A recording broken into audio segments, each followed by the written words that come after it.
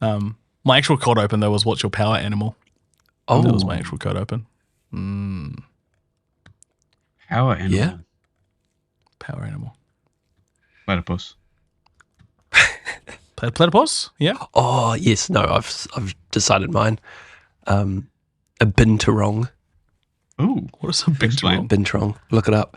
So it's a nocturnal omnivore. I saw one when I was over in What? the Gold Coast last week. Bear cat. Yeah, they are sick. They're huge. They're like a big sort of, bear cat. Yeah, native to Southeast Asia, I think. Right. Oh, wow. Yeah. They're huge and they're never heard of nocturnal this. and they have crazy looking eyes if you look up. Absolute goblin. Yeah. Does look like a goblin actually. Looks like it should be in the labyrinth with David Bowie. Yeah. Yeah. That's what it I just looks like. And Oh my I think God. they're quite feisty. So, like, if you were to come across one in the middle of a rainforest in the night, you'd get a hell of a fright. Oh, yeah, that'd be scary. Yeah. That's a scary little critter. It looks, it sort of looks Damn. badly taxidermied, but, you know, That's what I'm alive? thinking. Yeah, that's why. Yeah. But it exudes power, doesn't it? It really does. Yeah. Look at it. Too much power. That would One might say. Eat you. It's too powerful. It's gravitas. Yeah. It's one of them In at a manky kind of way. Currumbin Wildlife Sanctuary down south of Gold Coast. You know what, though, Len? You got to save us because this is an extremely unpatriotic power animal segment. We're all Australian so far. Oh. I don't know what's going on. Please help Oh, us. yeah. I'm going to go Vince from As Dusk Falls is my power animal. That's power animal. He is my boy.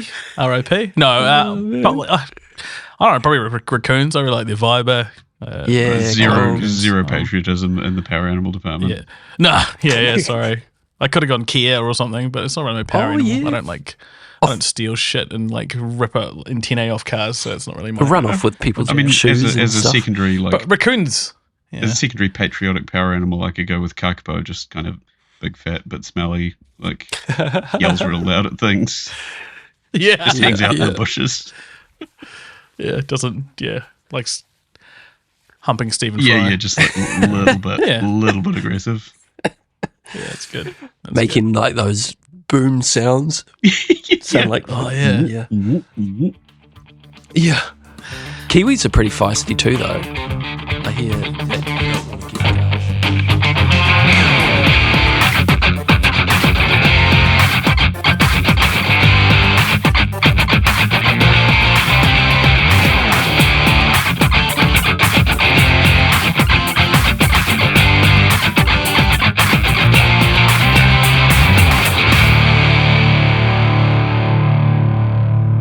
Welcome to the Crossplay Cooperative. As per, I'm Len, and you can join us here every second Friday as we chat about recent gaming news, opinions, and drama. We'll also chat about what we've been playing, update you on the fantasy critic scores, and we've gone a few gaming-related tangents along the way.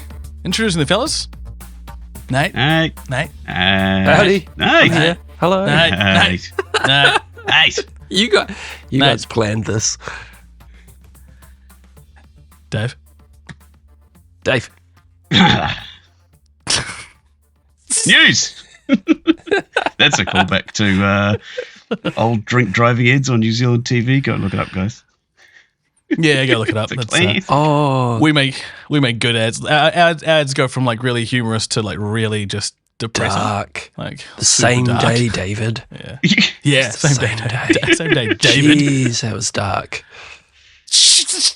Callback. Yeah. Did that affect you? Yeah. Personally? Clearly. Oh man. I'm so sorry. I got a lot of Oh yeah, the day. real dark Dave for a while there. Yeah, I bet that was a. Oh yeah. Well, the mid aughts. Yeah, Was it mid-aughts Yeah, or- somewhere around Yeah. there. So it's vintage TV ad now. Maybe we should find a link and post it in the description for people if they want to catch up. I'll put New Zealand them pop culture from notes in. 10 to 20 years ago. Yeah. But boy, Wow. we have plenty of So today's much. news to talk about. My goodness. Shall we crack into it? Yeah, go from it. Absolutely. So I had a bit of a watch of the ID at Xbox showcase the other day. What did you guys think about this? I thought there were a couple of real standout trailers in there. I loved the Aphelion trailer. So that's Dontnod's newest game. So that's the developers of Jusant and Life is Strange. Looks like a good space adventure with lots of, excellent acting and personality and storytelling. And I just discovered when I went and looked up a bit of an initial review or impressions of it from Rowan Jones over at The Gamer, that it's got an amazing soundtrack featuring Oh, nice. an instrument that I just ended up going down a rabbit hole on, the Cristal Bachet, or Bachet, one of those, which is this crazy French glass instrument that you have to kind of stroke with wet fingers. Yes. And it makes magical French angel noises. Oh my It's God. really cool. Crystal You Bachet. should go and look up Cristal Bachets. Anyway, the soundtrack for this game has some Cristal Bachet on it, and it sounds beautiful. It's an absolutely gorgeous soundtrack. And apparently the rest of the game is pretty special as well, albeit quite short. But that sounds like it's going to be an interesting one to check out and keep an eye on. And Yeah, that was a highlight for me there too. was also Crash Out Crew, bit of a forklift friend slop game that looks like a lot of fun. And Bistro, which has to be one of the best names I've seen in quite a while. Yes. Looks like a cooking sim with a bunch of Stardew Valley stuff added in, and also maybe some turn-based Paper Mario style combat with like timed parries. So a little bit Expedition 33 perhaps. Yeah, it's all the parries. rage. What did you guys think standout picks wise? Anything appeal? There's a few actually. There Are No Ghosts at the Grand. Oh yeah. Lovecraftian, Yes. cleaner, painted, decorated ghost hunter sim. Yeah, thing. that looked intriguing. That look so sweet. it's a musical. I really like the vibe of it. And it's music. Oh, musical. Oh. Yeah, musical as well. Yeah. Yeah. So it's like by day you're like restoring a town, I think, and then by night you're hunting ghosts. But it's a kind of cartoony kind of graphics, kind of like Blueprint sort of graphics. I think is probably not a bad comparison. That looked weird and cool. Yeah. Yeah, that looked And the fun. fact that it kind of transforms as you play through looked really intriguing. Yeah, I like that. Yeah. Yeah, it seems like it's got a little bit of like House Flipper kind of Reno sim, and a little bit of, I don't know, some kind of detective investigation puzzle game with some, I don't know. I liked the look of that one. It had a good vibe. That's what Vapor World. that's what hit me with that There Are No Ghosts at the Grand was when you kind of realise that it's a house flipper but with maybe some kind of story. And that idea. Oh yeah. Just It's a narrative. Yeah. don't know if that's quite been done yet, so it's quite clever. Yeah, it's nice to see some stuff from the kind of sim genre, which, has been a huge thing kind of especially on Steam over the last couple of years, maybe start to trickle back into kind of slightly more story-heavy games, or at least games with some kind of narrative. It makes for a nice crossover, because there's something kind of enjoyable about that, silly, semi-peaceful, just kind of do a job as your second job once you get home and finish your job sort of deal. Yeah, definitely. Yeah. Vapor World was the other one I liked. The sort of gothic Metrovania, but it looked really cool, like graphically. Well, that looks really lots of nice, mist. actually. Was that Vapor World or It's Vapor? a bit like Bloodborne-y kind of. Yes. Yeah. Slightly kind of Victorian anime Souls aesthetic. like. Yeah, really weighty Oh, combat. Yeah. Narrative driven Souls like platformer, I think is what they've called it. Oh, there we go. Souls-like. Souls like, so there it is. Yeah. Triggered note. Fairly looked really good. Activated them. I've already been activated. Don't you worry. I will tell more later. We will get there. Yes. Yeah, and there was like Deep Dish Dungeon as well, the survival dungeon crawler with like a cooking sort of thing going on. I just like it was called Deep Dish Dungeon. That, to be honest, that was what got me. Was the and the kind of PS1 style wonky pixel or wonky vector graphics looked like fun too. Yeah. But yeah, that's pretty much it. How about you, Nate? Was there anything else you want to add to that? I like the look of Deep Dish. Really grabbed me. Because it kind of looked like dungeon delving, but random, maybe procedural generation. Yeah, I don't know. I quite like the idea of that kind of like mission based or expedition based gameplay loop, like with friends. Like you have a hub and you go on expeditions out into a world, and it might be randomly generated or not, and then you're kind of discovering more things the deeper you go. Like, I quite like that idea. Oh, the multiplayer? Yeah. I've never, I don't think I've really experienced anything quite like that, but I would like to, so that maybe that will scratch that sort of itch. I played like a single player kind of game like that once on Steam. It was, I can't remember, it was Eldritch something. It was like quite similar-ish kind of graphics actually, but it was all procedurally generated dungeons, and you would delve deeper and deeper, and so that one looks super interesting, especially if you can jam it with friends. Yeah, that'd be cool. One seems like it'd be a good time with a bit of a group of mates. Just go for a dungeon pizza. Yeah, I guess it's a bit like Lethal Company, maybe is in that kind of genre, which is another game that I'd really love to play. I have, like, but it falls into that sort of co-op friend slop sort of genre. But kind of like expedition based as well. Like you go out on little missions, and then you discover new things about the world and weird, freaky things. And every expedition is, you don't know what you're signed up for, right? And then what's going to happen? Yeah. Sort of gives it a little bit of endless replayability, which is nice. Yeah. And then the other one like that was called, that came out recently, was Abiotic Factor. Oh, yeah. Which is kind of like, imagine Half-Life. Like the Half-Life facility, Black Mesa, but also like expedition based with friends. So you are going out into this huge facility and sort of discovering what went on, but you also have a home base as well that you build as you progress further and further through the game. Oh, sweet. I've heard a little bit about Abiotic Factor, but I've never checked it out. It sounds quite interesting. Everything you just we should definitely jam good. It. I mean, Half-Life with mates, exploration, like how good. Yeah, and all of those things. Also developed by a New Zealand studio. No, I just saw that. Really? Yeah, New Zealand. New Zealand-based independent studio, Deepfield Games. Oh man, okay. We should be being more patriotic, supporting them. Which is very much. Just really bring out that inner kakapo. Yes. I am keeping an eye out for a good deal on it, so I will let you know. Yeah, let's know. We got to get on that. Jump on it. Support local. Yeah, absolutely.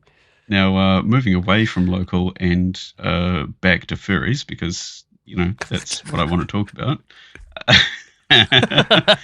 Mario Galaxy movie. You guys seen this? Oh, I have seen the Mario Galaxy movie. Oh, Nate, you haven't seen it yet? Okay, I assumed that. As a fellow dad, you may have been forced to see it already, but no, true. The full movie. So you've seen the full movie, or is it just the trailer? Yep. No, I've seen the Mario Galaxy movie. It's got Star Fox in it. Damn, Glenn Powell as a fox. Not a furry, but so on point, hey. Yeah, I picked it. I knew it was. I was like that. I was like, I didn't know he was in the film. I was like, that's Glenn Powell. That's got to be Glenn Powell. Like even kind of looks like a fox. Honestly, they just kind of put some. They just kind of put some fur on a tail on him, basically. Yeah, it's very good. Because apparently he wanted to. He had actually approached him to be in the movie. He's a mega fan apparently. Yeah. The movie is not nice. good. Oh, But Glenn Powell doesn't save it. no, he doesn't. He does try pretty hard, but yeah, it's the kids enjoyed it. I think it did what it was supposed to do, which it was definitely basically what it was. just kind of soak you in Mario juice. Just lots of bright colors that's pretty and pretty lights and nice Yeah. pictures and You came bunch out of Mario drenched. references, just like endless Mario references. Oh my god, Easter eggs everywhere, and some things happened. Like a thing happened, and then another thing happened, and then some more things happened.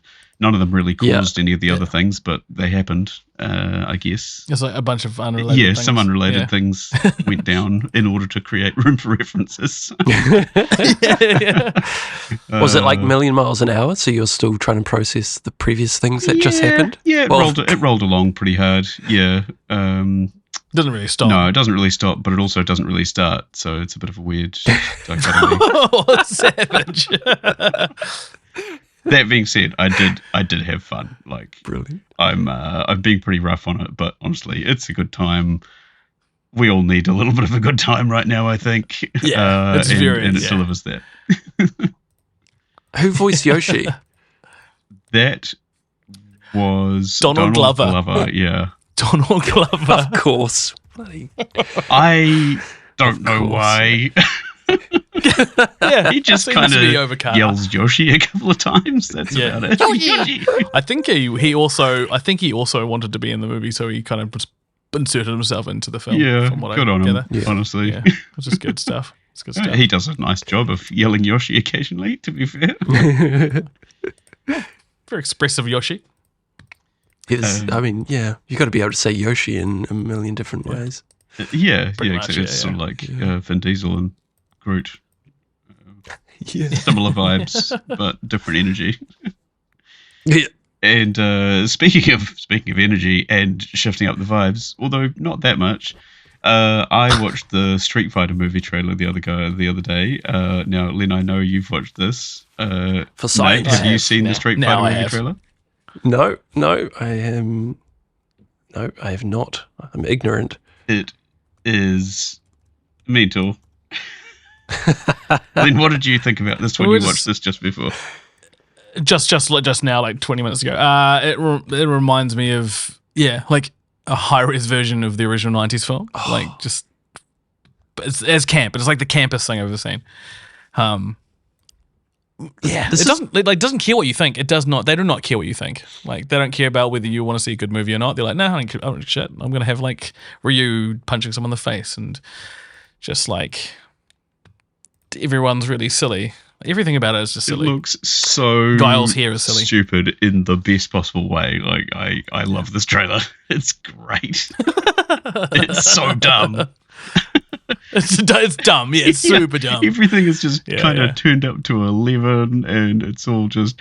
It looks like everyone is acting their absolute hardest. Like they all think they're in something really cool, and it's just so dumb. And it just, it's great. It E seems Honda like looks so good in it. it seems like it's just going to be so silly, and I think that's what it so needs, stupid. 100%. Like, how else do you do a Street Fighter movie? I mean, you either Street go Fighter's silly. real big and dumb, or I don't know, you do another gritty reboot, right? And who needs that? Yeah, they don't do that. It is quite bombastic. Like you think about the visuals, it's very colourful and kind of everyone. There's like quite a lot of humour in Street Fighter. I'm kind of more of a Tekken, Mortal Kombat dude, but Street Fighter is definitely the more colourful, fun, vibrant of the fighting games. Yeah, I mean, it also it's really extra. yeah, extra is right. Yeah, but it's weird because like this trailer's quite weird. Would you say it's Western? It feels quite Western. Like it's like a Western approach on a what is a very Japanese franchise. But yeah, it doesn't care what you think. Yeah, and they doesn't care what I they think. just did Guile's hair, and they just did Bison with the full costume, and yeah, it's just good. Ian Bison's got some big shoes to fill from I can't remember who acted him in the first one, but I just remember him being like absolutely epic as Ian Bison. Yeah, I mean, this time around it's the dude who played Polka Dot man, is it? In Suicide Squad? Is it him? Oh, yeah. Is it? Yeah. I think it is, actually. But yeah, everyone's in their full-on game costumes. Everyone's just 100% committed to the bit. It's I think it looks like it's gonna be gloriously dumb fun. This was the really awkward. They had the really awkward reveal for this, didn't they? Was it Game Awards? One of the awards. Yes. Shows? Yeah. I don't know that there was a trailer release, but they were like, mocking the Mortal Kombat movie. Yeah, people. they all came out on stage. Yeah.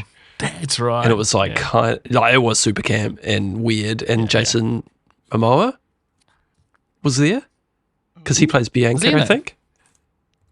Oh, Blanca. Blanca, sorry, not Bianca. Yeah. He does. I think he does. Yeah. I forgot about that. Shit. Yeah, man, he's like it's like a kind of minor role compared to everyone else. Yeah. Oh my god. Yeah, and that did not land well. That reveal. Seems like they maybe figured it out for trailer time. Possibly getting the actors to try and throw shade live was more than they were prepared for or something. No, it's I think it's Jason Momoa lookalike Roman Reigns is the wrestler. That's who it is. I'm pretty sure.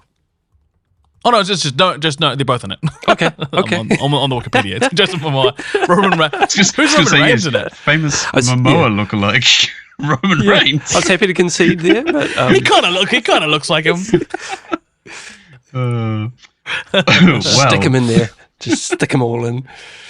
Speaking of lookalikes, Xbox, they look a lot like Microsoft Gaming, but they're not anymore. They're Xbox again.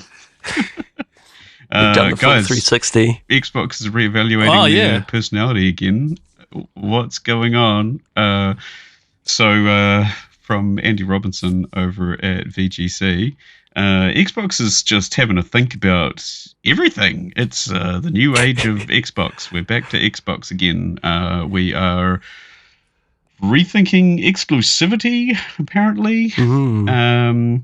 So they have shared their future mission statement. This is, of course, CEO Ash Sharma and Chief Content Officer Matt Booty. And yeah, the new North Star for Xbox will apparently be daily active players. And they're going to be getting there through hardware, content, experience, and services. And now, here's a bit of a quote. Along the way, we will reevaluate our approach to exclusivity. Okay, so they might be going back on the whole everything is an Xbox. Let's go back to having exclusives on Xbox. Windowing, so, let's maybe have them on Xbox for a little while before we release everywhere else because, hey, we still like money. And AI, guys... We need to mention AI in the statement. It was all going so well. And here we are. And share more as we learn and decide. Right, so they're reevaluating AI. Is anybody surprised by this? Probably not. No, and I wonder if it's is it AI for services? Is it AI within the development sort of pipelines, or is it AI's quite a broad topic. They just kind of dropped that and walked away. So take that as you will, I guess. Feel free to panic. Yeah, they've left plenty of room for that. Response. However, I mean, they've had good success with their, lack of exclusivity. With, for example, Forza Horizon 5 sold more than 5 million copies on PlayStation. But again, like PlayStation has been doing recently, they think about pulling back to try and make their own platform feel a bit more special, give people some software reasons to come back to the little walled garden, I guess, rather than it just being everywhere. And who knows how long that'll last, because it feels like we've been on this roller coaster for a while now, going back and forward between exclusive, non-exclusive, and back again. And nobody knows what they mean in relation to AI. So, Sharma has previously come out and said she would not enforce the use of generative AI on developers, but who knows what that means. And they're going to basically just continue to try and make Game Pass happen. And of course, one of the big moves that they've made recently has been to remove Call of Duty from Game Pass. Now, Len, as our resident Potamite / man on the ground, reporter on the ground, boots on the ground. What are your thoughts on Call of Duty being pulled out of Game Pass? Do you think this is a good idea, a bad idea? Where are they heading with this, do you reckon? I think it's a good idea for the brand, because there's probably a lot of people on Game Pass who just don't want to play Call of Duty. It's quite a lot to subsidize Call of Duty for the tune of whatever it is a month, $100 a year. Say it's like $10 a month more. $10 a month more. You're basically just making everyone else pay for your Call of Duty. Yeah. Those people who are going to buy it are going to buy it anyway, and they're probably also Game Pass users anyway. So it sucks for them.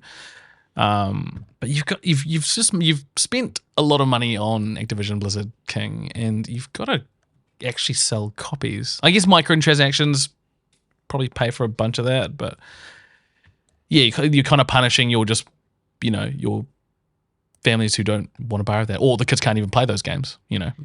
Yeah, when you're getting Game Pass up to shooting, right? $30 a month US, I don't even know what that is in New Zealand dollars at the moment, because I have never like 49 been or 48 or something. Game Pass subscriber, but it's not going to be cheap, is it? What's Ultimate at the moment? Let's see. Yeah, it was $46 New Zealand. 46. Yeah, and so now it's gone right down now to it's 33. Yeah, back down to 33, which is still pretty pricey, but it's starting to get back in the realms of not absolutely mental. But yeah, touching on that, got some data here from John Hicks over at gamesindustry.biz, and their article goes into a little bit of info from Matt Piscatella at Circana and Piers Harding-Rolls from Ampere Analysis, and they reckon that it kind of makes a lot of sense, given that Call of Duty just didn't really seem to move the needle on Game Pass at all when they added it. Like, there was a tiny, minimal bump in actual subscriptions. It just didn't seem to interest people as far as Game Pass was concerned. I mean, I imagine that the people who play Call of Duty regularly aren't necessarily overlapping strongly with the group of people who have Game Pass.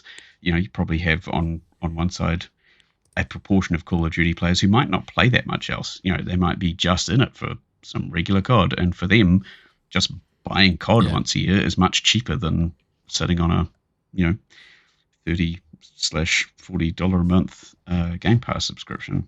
It just doesn't really make sense, especially if you're not going to be kind of making the most of the rest of the offering there.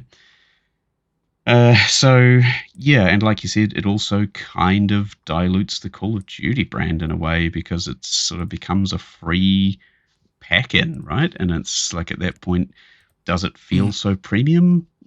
Maybe not. It just feels like a thing you get for free with Netflix.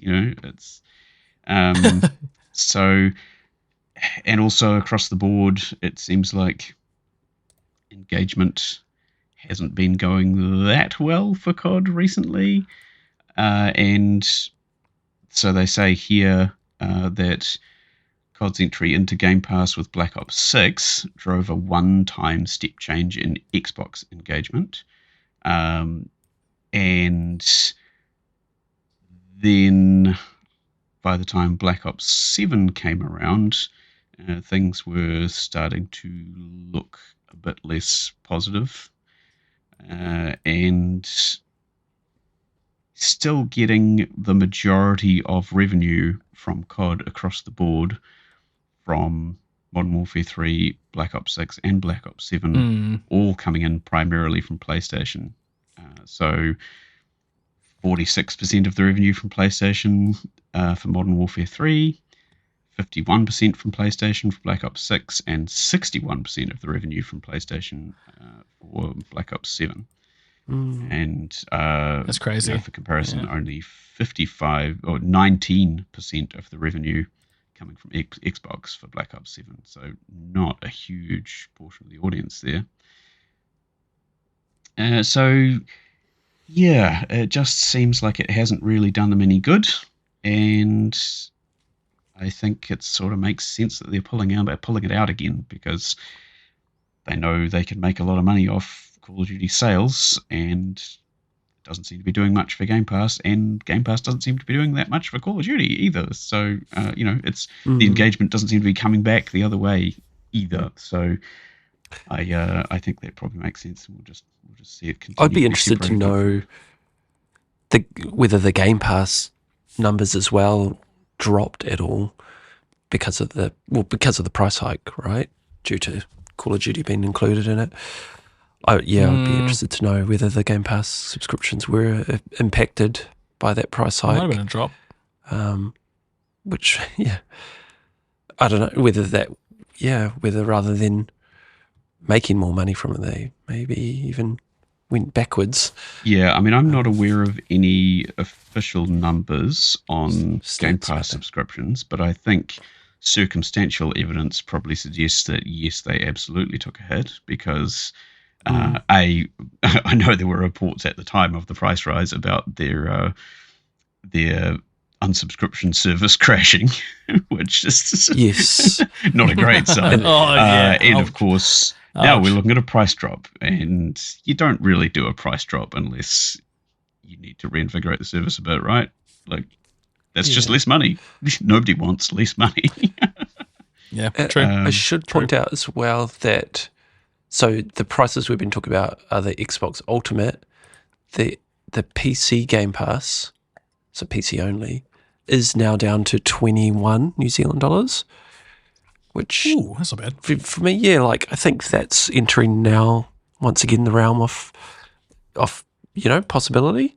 Yes. Now, is it right though that do those lower tiers include any of the day one releases?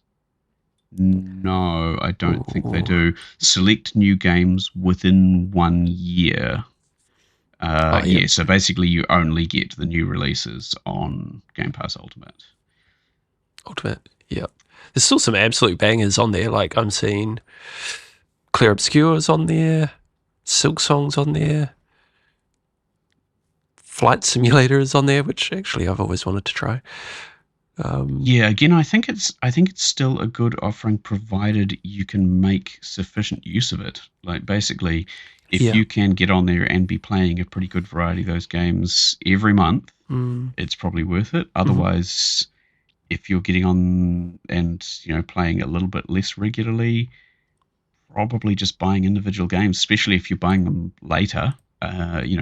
Like you're getting on a Game Pass Premium anyway, because you're not getting new releases.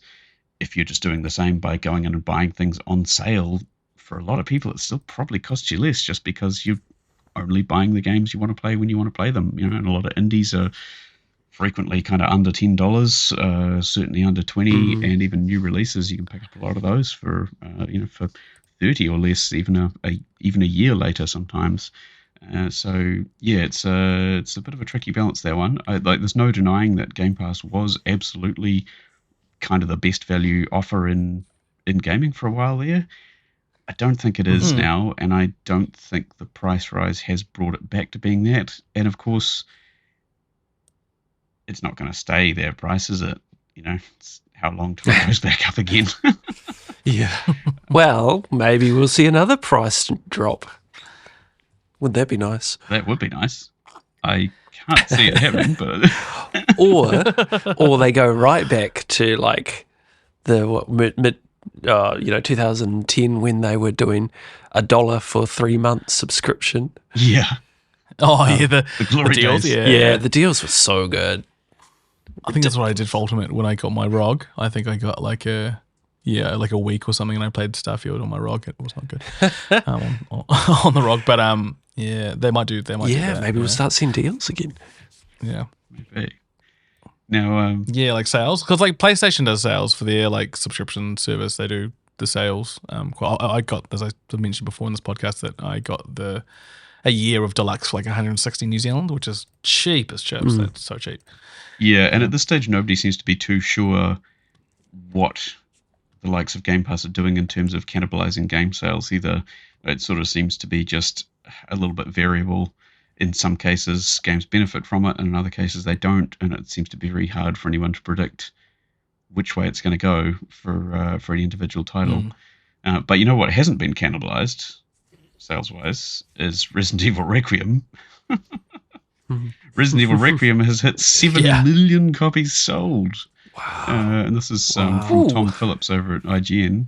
And apparently they just had a nice little celebration over at Capcom with 2 giant Resident Evil cakes to mark their 7 million copies sold. And that's already up by 1 million on the last sales tally, which was confirmed in mid-April. And it broke a whole bunch of franchise sales records, including selling 5 million copies in just 5 days, making it the fastest selling Resident Evil game in the entire franchise. And yeah, it's now hit 7 million, and they have made a Leon cake with black icing, blueberries, and raspberries, and a biscuit version of Leon, and a grace cake with some white icing and a zombie hand and some blood. It's very Resident Evil. Oh, wow. So it's very nice. I need to see pictures of these. They look like nice cakes. Nice. They haven't been DLSS 5'd. No. So it's like real stubble. No, they seem to be genuine cakes with human flaws. So we're into those. Yeah, nice. And then I have only recently learnt about a different game involving blood and strange creatures, which is the new game from the former Witcher 3 director. So, my ears perk up when I hear that. And that is Konrad Tomaszkiewicz. And he has come out and said that his vampire game, which is called Blood of Dawnwalker, couldn't have been made at CD Projekt Red or any other big studio. And he's just kind of reiterating the theme that we have been talking about and that we've been hearing from the industry from a while now, which is basically just that these big companies can't take risks because the budgets are too big, the gambles are too big, and there's no point risking things on an original IP that might or might not get anywhere if you can just crank out something a bit more familiar. Which, going back to Capcom, is another interesting thing about what they're doing as well. It's nice to see them trying a few new things mixed in amongst the old favorites. But yeah, Blood of the Dawnwalker looks like a bit of an exciting game potentially, because it involves a whole bunch of former Witcher developers, and he reckons it's kind of a narrative sandbox type game with some time loop elements, and that sounds pretty exciting, and the trailer looks pretty interesting to me, quite witchery actually, and down to the Eastern European music and all. I'm feeling like I could be pretty into this. Have you guys seen anything about Blood of Dawnwalker? Yeah, it sounds good. Just recently, yeah. So it's kind of flew on the radar for me. It looks great. I'll definitely be following that over the next few months. It says the release date is September the 3rd. Is that correct?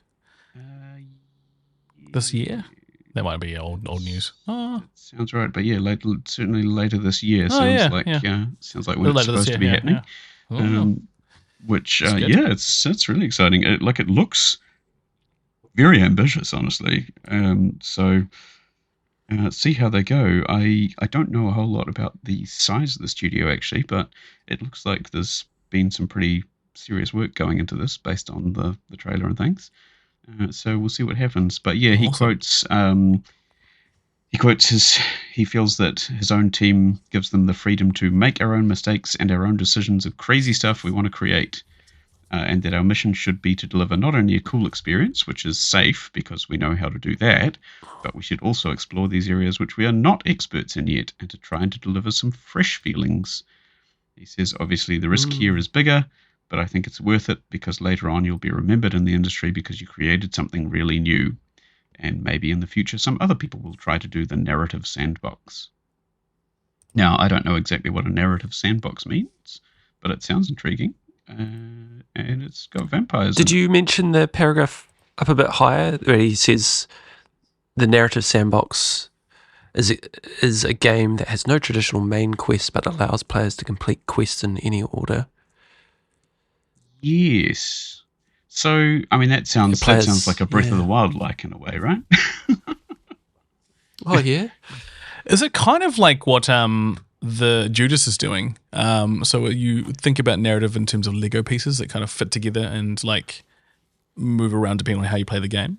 So that Judas is like, we'll discover this at some stage when they talk more about it. But yeah, his whole concept of the narrative structure was to kind of not have a structure, but these piecemeal bits that connect and can change as you progress through the game. That's an interesting idea. Maybe that's what he's going for with this. Yeah. He kind of liked it till he goes. So sort of modular storytelling in some way. Modular, yeah. Well, which could work. I'm very curious if they can pull it off. It'd be amazing. Yeah, definitely. Is that also what our mate Jeff Kaplan was trying to do too with The Legend of California? Well, that's a good point too. Oh, I'm not It's like open world survival. So maybe not narrative sandbox. Or maybe it is because maybe making your own emergent storytelling could be regarded as a little bit of a narrative sandbox. Although this sounds much more like I mean, that's what you do in a lot of those survival games, right? Like Rust. And totally. Just kind of making up your own story as you go. Kind of emergent. Yeah. This sounds much more like there is some story structure or some strong story structure, and certainly looking at the trailer, it looks like a very narrative-heavy game. But it sounds more like, you might be able to just find your own way through the story. And from what I gather, there is a sort of hard time limit on it as well, where you're working on a sort of 30-day window to try and save your family. Cool. And so presumably it might be just a matter of, okay, you've got a limited amount of time to kind of get where you need to be, and how you get there is up to you. So, Or just not save your family. Just go and do all the other side quests. Stuff. I think that's an option, right? Yeah, I think I read somewhere that's the kind of it's like the game's an end when you fail that. So, but something else must emerge from. Yeah, I guess you can just kind of get the bad ending, right? It does sort of solve the the narrative dissonance that you get in the likes of let's say a Fallout 4, where you've got some sort of seemingly quite time sensitive main quest line, and then you end up just futzing about in random junk piles for 45 hours. And they're like, oh, you should probably rescue your son. You're like, I'm busy. Yeah. Or you got to get that loot, bro. Even more extreme, Fallout 3, where just a game-breaking bug means you can't progress the game story. Yeah. Because you can't, I don't know, maybe you killed an NPC, or maybe an NPC didn't show up where they were supposed to show up. And then, just completely breaking the game. That's a narrative. That's a narrative sandbox. Where someone just fills the sandpit with piss. I remember I had to enter, for that one on PC, I had to enter like the debug menu and like spawn in the individual NPCs to the correct location. Oh no! Because they were lost. They were lost out among like somewhere in the map. So I had to like figure out their internal game IDs, spawn them in to the right location at the right time of day, and then it would trigger off the quest, the main quest line in Fallout 3. It was so janky. Well, speaking of things that are filled with piss, PlayStation has been doing some things, and they're also refusing to talk to anybody about it, it seems. So, that's classic Sony. That's classic Sony behavior. On Kotaku, PlayStation has started releasing a new form of digital rights management tech on PS4 and PS5, And apparently, this DRM, which is believed to have been installed in the latest firmware update, imposes a 30-day limit on any new digital purchases on either system. And after these 30 days are up, you'll reportedly be required to connect your PlayStation consoles to the internet so that Sony can validate your purchases. And if you don't, your license will be removed. Which is a bit not messed up. Not permanently though. Like you don't just lose the game forever. It's just until you sign in again. Just hold it how that hostage. works? That is a little unclear. So it remains to be seen if Sony's doing it on purpose and why. An update was posted later the same day that this was reported, stating that they had received word from an anonymous insider that the DRM issue is an unintentional bug, and Sony might have just accidentally broken something while fixing some kind of exploit. But they don't see it as an urgent problem. It sounds like some other people might be seeing it as an urgent problem. I don't think so. I don't think so. When it says valid period start, valid period end, and then remaining time, there's like 3 lines in the kind of information sort of tab for the game. No, that's someone's coded that in there. It's very deliberate. That's not a bug. Yeah. Unless it was in the back end and something they could activate, but no, that's deliberate. And so the bug being that it's been rolled out before it's ready? Yeah, that could. There's certainly so the feature certainly is actually intended going a bit sideways here, but it has been confirmed that the timer isn't just a UI bug, and that once the timer is up, you will be unable to play any games purchased after March. So, as they say, this is from someone at Does It Play. They say, I've been experimenting with this, and I can confirm that if your CMOS battery dies, any digital game with the timer becomes unplayable again, even if the console is set as the primary. And this is applying to digital games purchased with money, not claimed on PS Plus. Oh, okay, right. So I've just seen... Oh, interesting. So your PS Plus games are just there. Yeah, right. Yeah. So I've just read that, one of the people who reported this was Lance McDonald, who I would trust, absolutely, because he's been a FromSoft hacker and leaker for the longest time. Right, got a good track record. And he knows his way around, breaking into consoles and doing all sorts of magic. It's pretty interesting that he has kind of revealed it or confirmed it, I guess you could say. Yeah, I mean, this is just another one of these things that makes people a bit squirrely about the all-digital nature of the ecosystem now, right? The fact that you can just kind of have these licenses removed from you if you're not connecting your console to the internet constantly. That's rough. That's not a good way to handle things. Why are we doing that? But anyway, it's quite frightening, sort of the level of control some of these organizations have over our own devices now. Absolutely. I mean, you own nothing. You rent everything and you'll be happy about it. Because do you recall, were you guys affected by the blue screen that was rolled out by, I think it was like Zscaler or something across the planet last year, and it just caused everyone's Windows machines to blue screen? No. And that's because they just forced an update.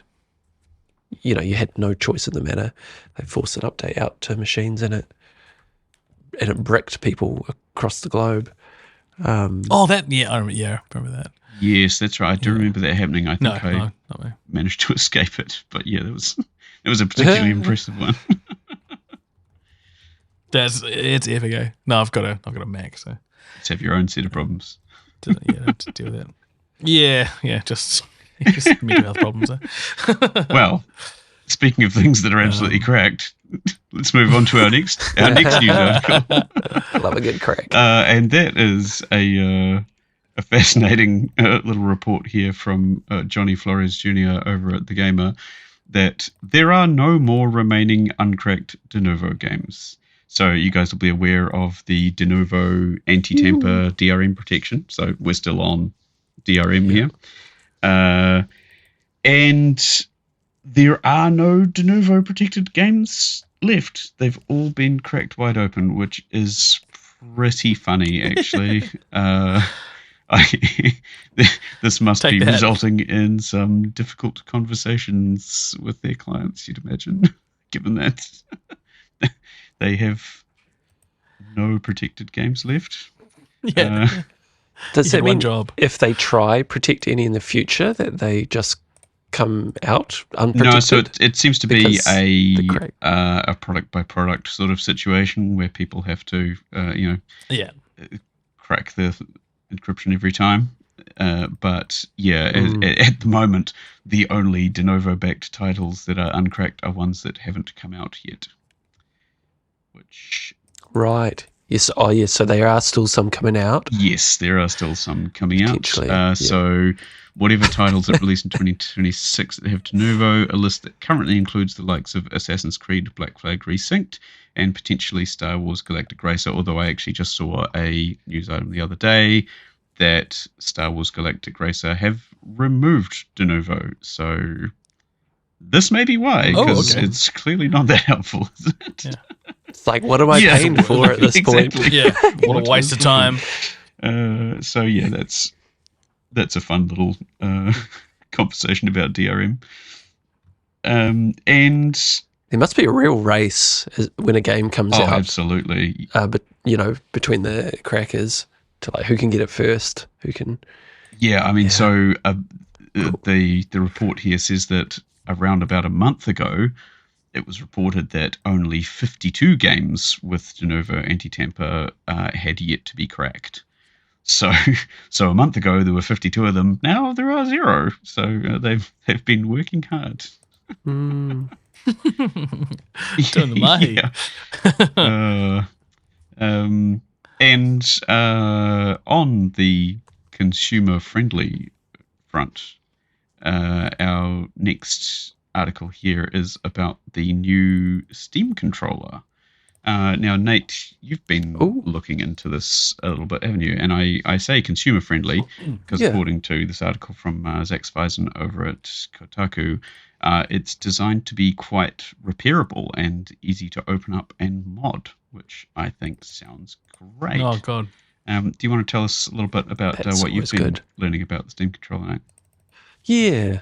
So I've just come across a few reviewers who've been talking about the new Steam controller, and it seems to be landing quite well. It's a little bit bigger than the sort of the PS5 and the Xbox and the and the Switch Pro controller, but that I think people have been commenting on how comfortable it is.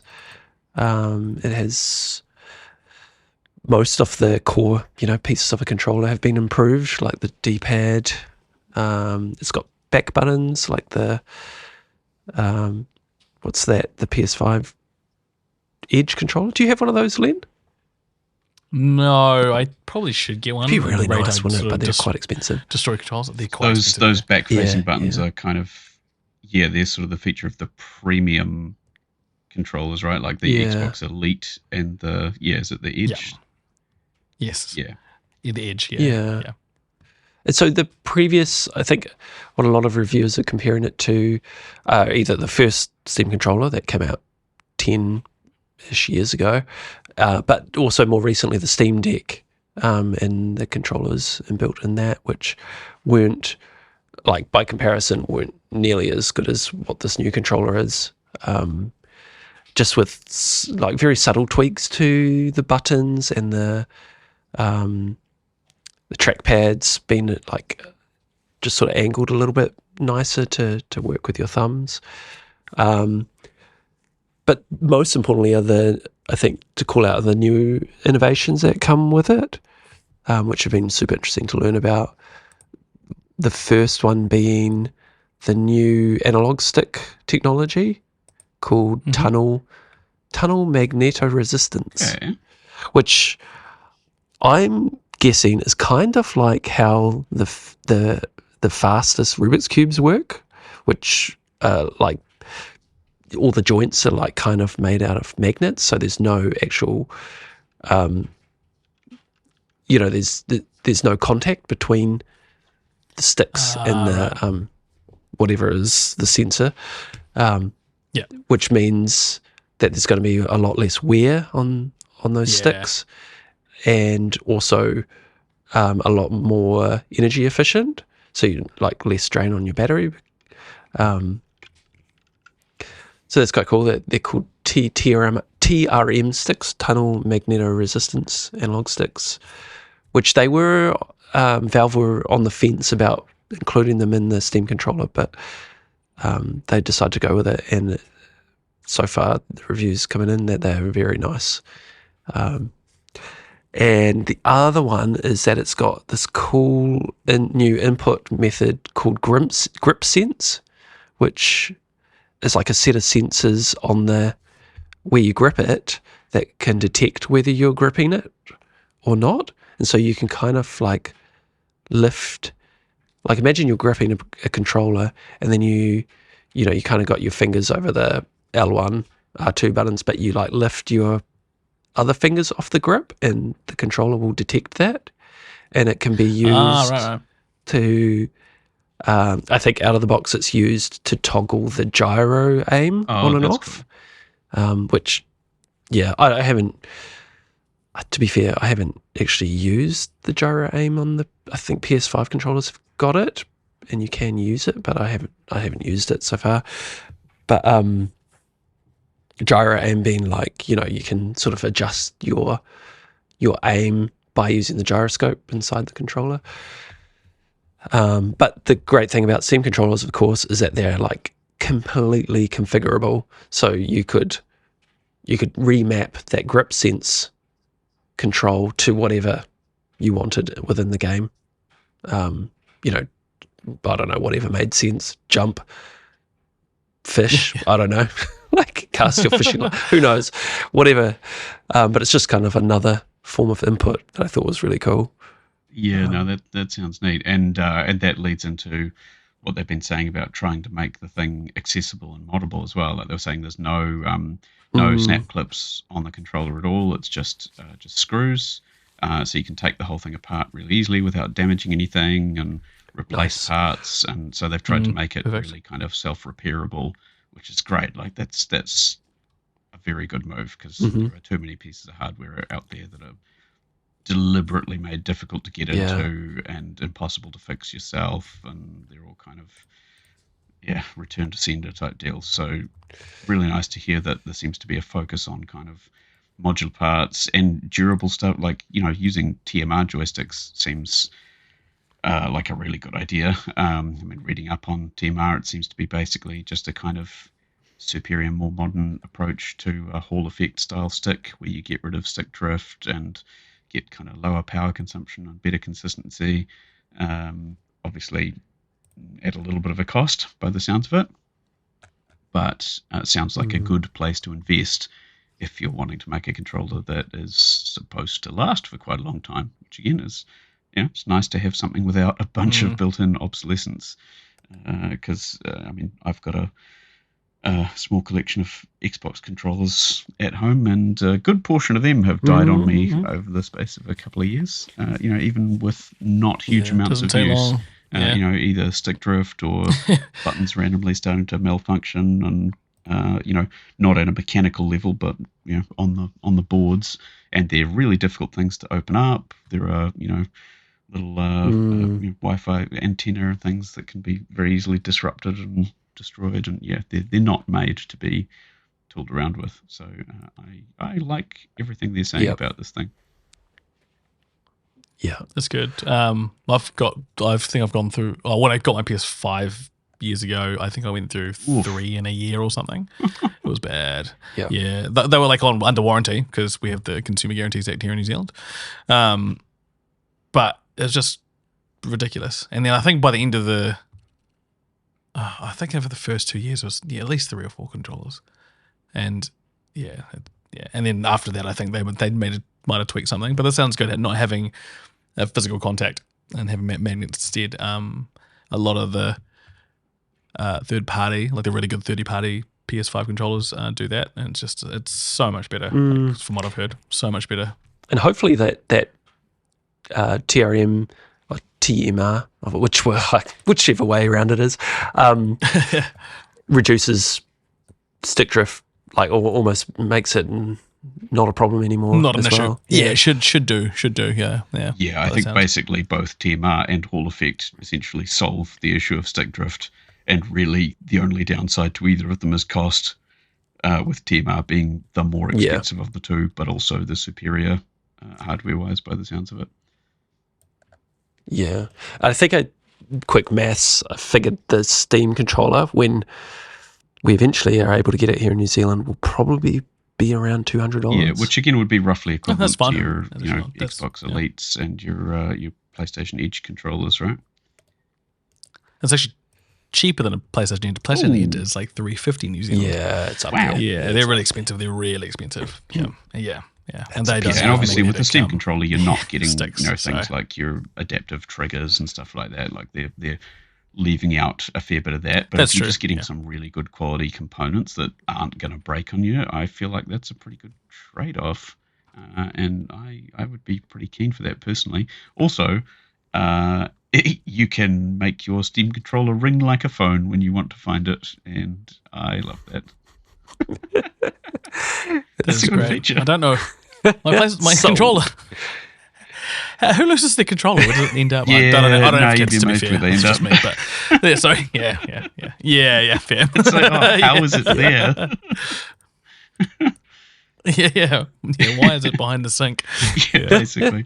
But yes, it makes a great like old school, ding-a-ling-a-ling-a-ling sort of phone noise, which is fantastic.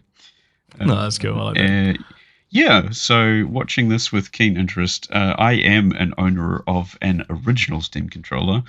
That thing is terrible, but they have learned a lot from it. So, as we've already seen with the Steam Deck, the Steam Deck itself was based heavily off what they learnt from the original Steam controller, and the new Steam controller is based on what they've learnt from the Steam Deck. So they've had a couple of iterations, and it feels like they're pretty onto it now. That's cool. Yeah. Looking forward to getting It's always so magical when... Sorry, it's always so magical when I discover someone owns one of the Steam Yeah, they're a bit products, of a unicorn, one of Valve's hardware products. I've got the... in New Zealand, I've for got sure. the set of the Steam controller and the Steam Link. I still use the Steam Link occasionally. Oh, how good. That's a real piece of hardware, that one. Yes. Yeah. I'm so gutted I missed out on the EB sales when they got rid of the last that was when I got mine. Like I think it was basically, each. or it wasn't that cheap at the time, but it was pretty cheap, and I got one of the last ones that they seemed to have at the time. I had to look for a while to track one down, but I respect I respect the original Steam controller, but it is terrible. Yeah. It tried to do something though, and I'll give it points for that. Did you like the trackpads? Exactly. No. Were they any good? No one likes trackpads. Like that. I want to like them. It was a nice cool idea. It just, again, a lot of it, as they mention in their kind of lessons, a lot of it was just the unfamiliarity. They said, as they say in this article about it, they said it really didn't catch on with most people, as many people found the original Steam controller to be strange to hold and not easy to just pick up and use, which is, that's about it. And the Valve rep said it's very important that when you look at it, it's familiar and you know how to use it. If not, there's some hesitation there with people trying new things. It's like, I don't know what this is. I don't know how to use it. I don't want to mess with it. I'll use this other thing instead. But as Valve also pointed out, it learned a lot from the Steam Deck, which itself was informed by how people reacted to the old Steam controller. And Valve took all of those learnings and applied them to the new Steam controller. And so, as they're saying, we want people to pick it up and have it feel familiar to a traditional controller. And if you want to display a simple gamepad game, you can pick it up and use it. You don't have to think about how to use it. You have the muscle memory and everything that allows you to play it. So, sounds good. It's a weird looking controller. It is a weird looking controller, but it does kind of look comfy. I think what makes it look so weird is it's just, it's got that saggy middle, right? Like it's got the dangly in between the handles. I'm trying to put my finger on what it looks like. like a I don't know, man. Like someone wearing a wingsuit or like a flying squirrel or something. Controller. It's got a webbed toe. Yeah. It's got webbing. Yeah. Sort of duck foot of controllers. Yes. But it does look comfy to hold. Yeah, I assume it's like ergonomic. Promising, and it's got room for those nice big touchpads, which could be useful. We'll see. Yeah. Hopefully. Yeah. But hopefully. I could definitely see myself becoming like when the kids have all moved out and I've got a bit more money to spare, just becoming a Valve ecosystem. Just going full like Steam frame, or was it a Steam machine, Steam controller? Yeah. You know what? Though looking at the button layout, it does look quite ergonomically approachable.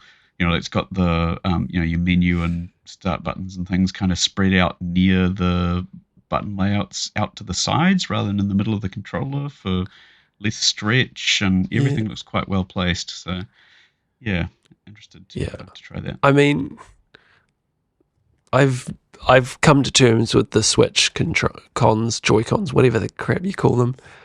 So I think I can come to terms with any at this point. Been through Switch. Yeah. I mean, I say that, but I'm still battling every time I pick up one of those. Very awkward. Switch control. Just why are the sticks in such weird places? In my gorilla hands. Yeah. Well, speaking of large disembodied hands, you're the master of transitions, Dave. Let's talk about Peter Molyneux. So this is from Dawnwalker over at Kotaku again. So you guys are aware of Peter Molyneux, right? The great auteur of old who produced some famous God games and Fable. Fable, but also God games like Populous, Dungeon Keeper, Black and White 2.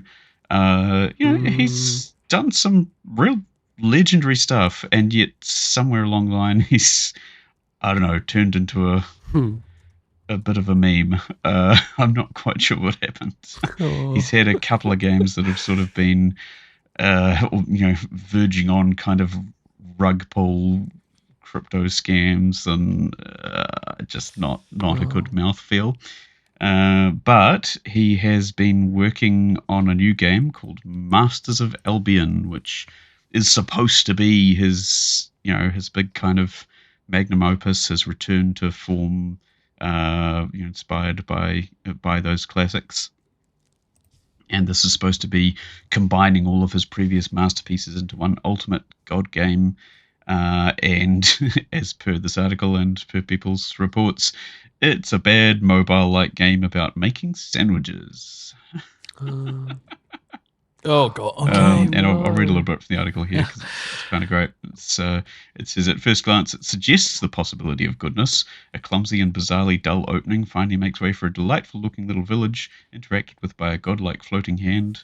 It's charming, and the way the hand appears to change its postures depending on context conjures memories of the mythical folkloric version of Black and White that somehow exists as a shared delusion in the minds of modern players.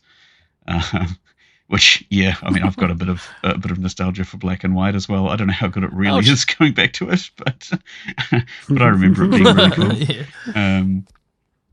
And the illusion of it being good did not last long for them.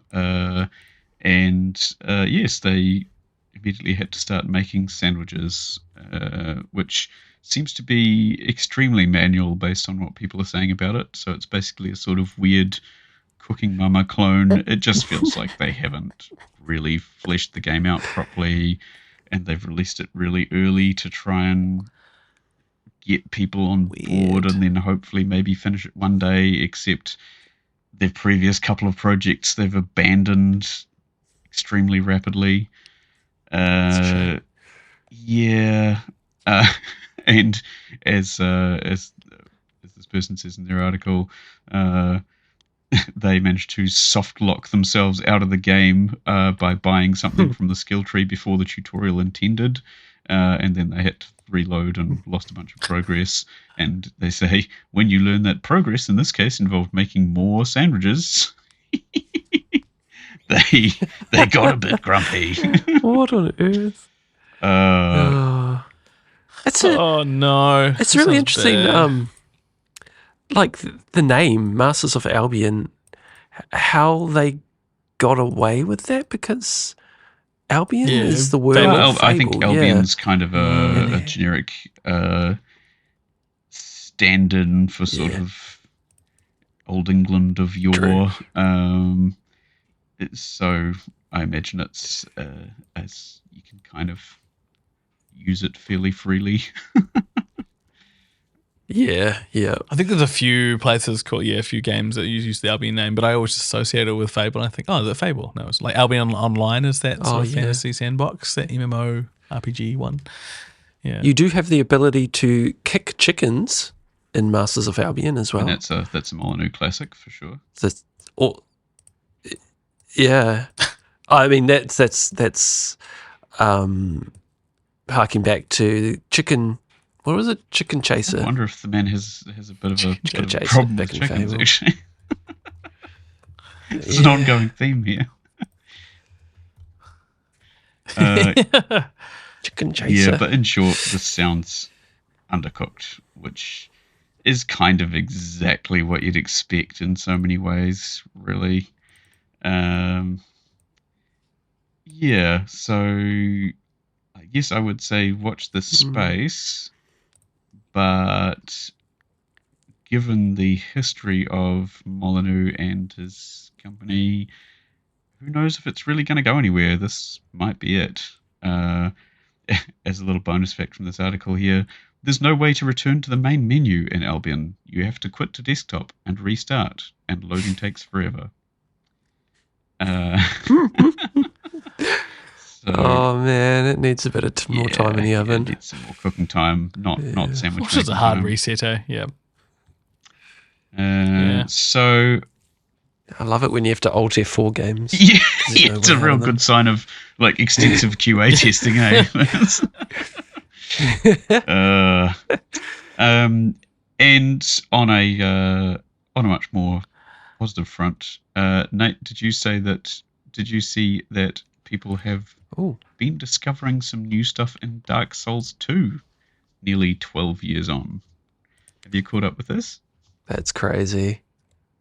No, I haven't. So this is from Zach Kotzer, also over at Kotaku. And he's covering the fact that people have been kind of uncovering stuff in Dark Souls 2 for a while, partially because Dark Souls 2 development was pretty rocky, and because of the kind of changes of directors, with Miyazaki being off doing Bloodborne stuff, the game ended up with sounds right. a whole lot of cut content, and a lot of it is kind of still hanging out, buried in the game. And so, as described here, if you know something about the subject of Souls modding, every Dark Souls game has something called Map Studio Binary. And the Map Studio Binary is what actually tells the game what to load and what not to load. When they cut content from the game, especially when it's about map, geometry, collision, and so on, they don't actually delete these assets, they just remove them from the Map Studio Binary. So the engine of the game does not know that they should be loaded in there. And people have discovered this place called The Gutter, or at least a version of the gutter that never made it in, which was apparently huge, and had this whole kind of civilization in it with vast pillory megastructures and ornate passageways, as opposed to the sort of ramshackle, cavernous, dark version of the gutter that made it into the final game. And even a tavern. Yeah. I see. Which would have been cool. Would you have preferred this version of the gutter, do you think, Nate, to the version that made it? It's got a tavern. Well, it's so if it was the gutter, because the gutter is a big area in that game, it's kind of the iteration on Blight Town, which was in the first Dark Souls, which was like a horrendous place. And was notoriously laggy at the time as well. It was known to be super laggy and super punishing. So it was really, really difficult. And so the gutter was kind of like the Dark Souls 2 iteration. So looking at this like with nostalgia, you could be like, oh yeah, that'd be nice to have more Dark Souls 2. But then it's like, well, if it was in the game, you'd probably hate it even more, because it's just more of the worst area of the game. But it's got an underground city. Yeah. It's true. Maybe if the tavern was like a moment's respite amongst all of like the hellscape it was. The onslaught of the souls. Yeah. What some of the best content I love on YouTube is when people like Lance McDonald, and there's a couple of other ones like Zuli the Witch, they play the latest game, like let's say Elden Ring, for example, and then they will go back through the previous games, and they will, like they'll hack into the software and the code behind the scenes, and then they'll find like remnants like character models or boss models that weren't used in those games, but were then later used in the latest game, like Elden Ring.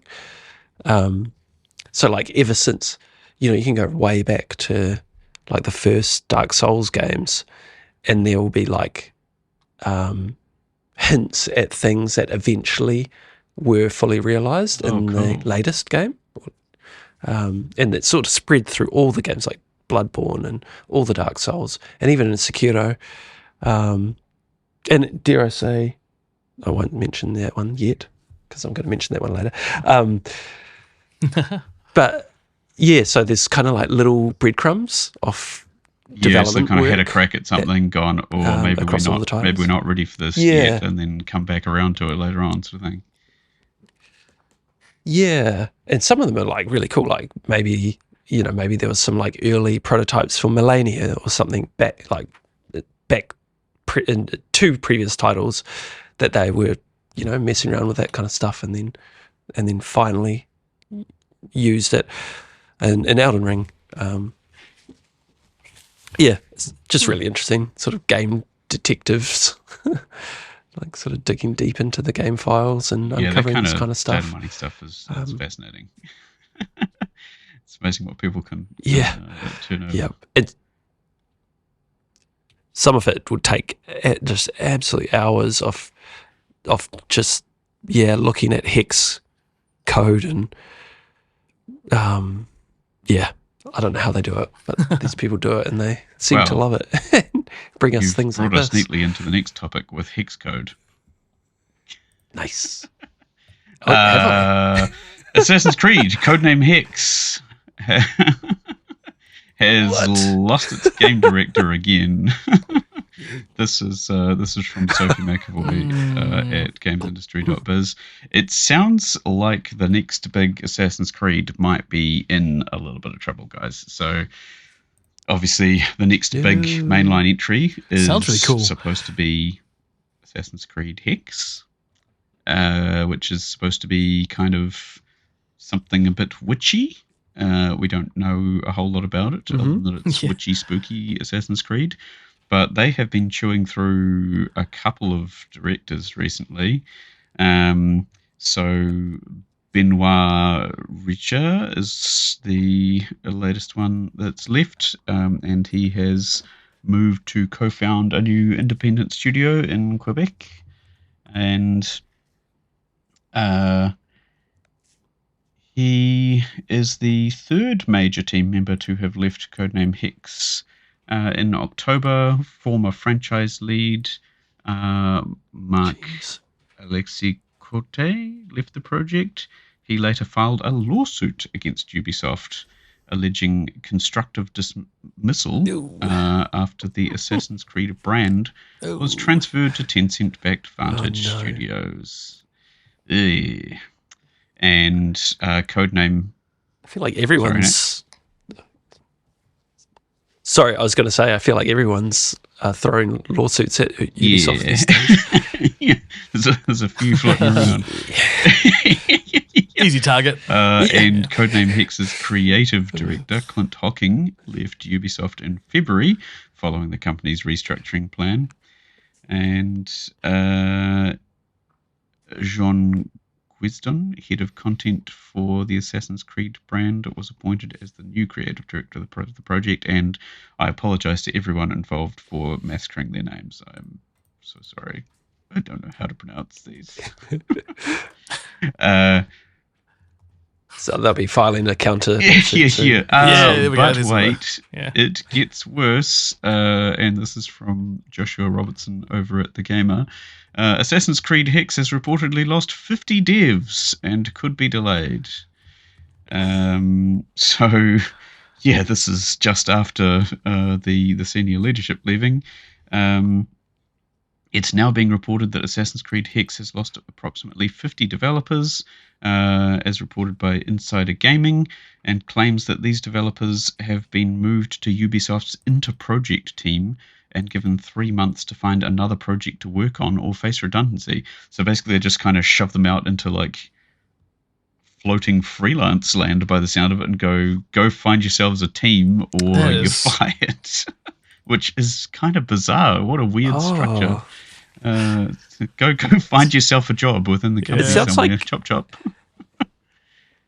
Have you heard of like it seems reminiscent of like the way I've heard people in Japan sometimes get laid off, where they just get told they don't have a job, just go but sit they're in the not corner. fired, but they don't have anything to do. Yeah. It's so they leave off their own. Yeah. I have heard of that because they're concept. just bored Like out of their there's minds. some really harsh laws around laying people off. So yeah, they just go, well, see yourself out, please. The suggestion at the moment is that the game might be attempting to reduce its budget, and also that it potentially will be delayed. Apparently, it had an internal release date of June 2027, and it's sounding that might be more like maybe end of 2027 instead, which wouldn't be anything particularly unusual for an Assassin's Creed game. Shadows was also delayed. Shadows was also delayed a couple of times. But yes. That was the Japan most one? recent one. But yeah, this is a lot of people leaving or being forced to leave. Doesn't seem like a great sign for Assassin's Creed Hex. No. Do you guys think we ever see this game in its intended form? Maybe on the intended form, but I think we get it eventually. 50 devs is a lot of devs to be losing.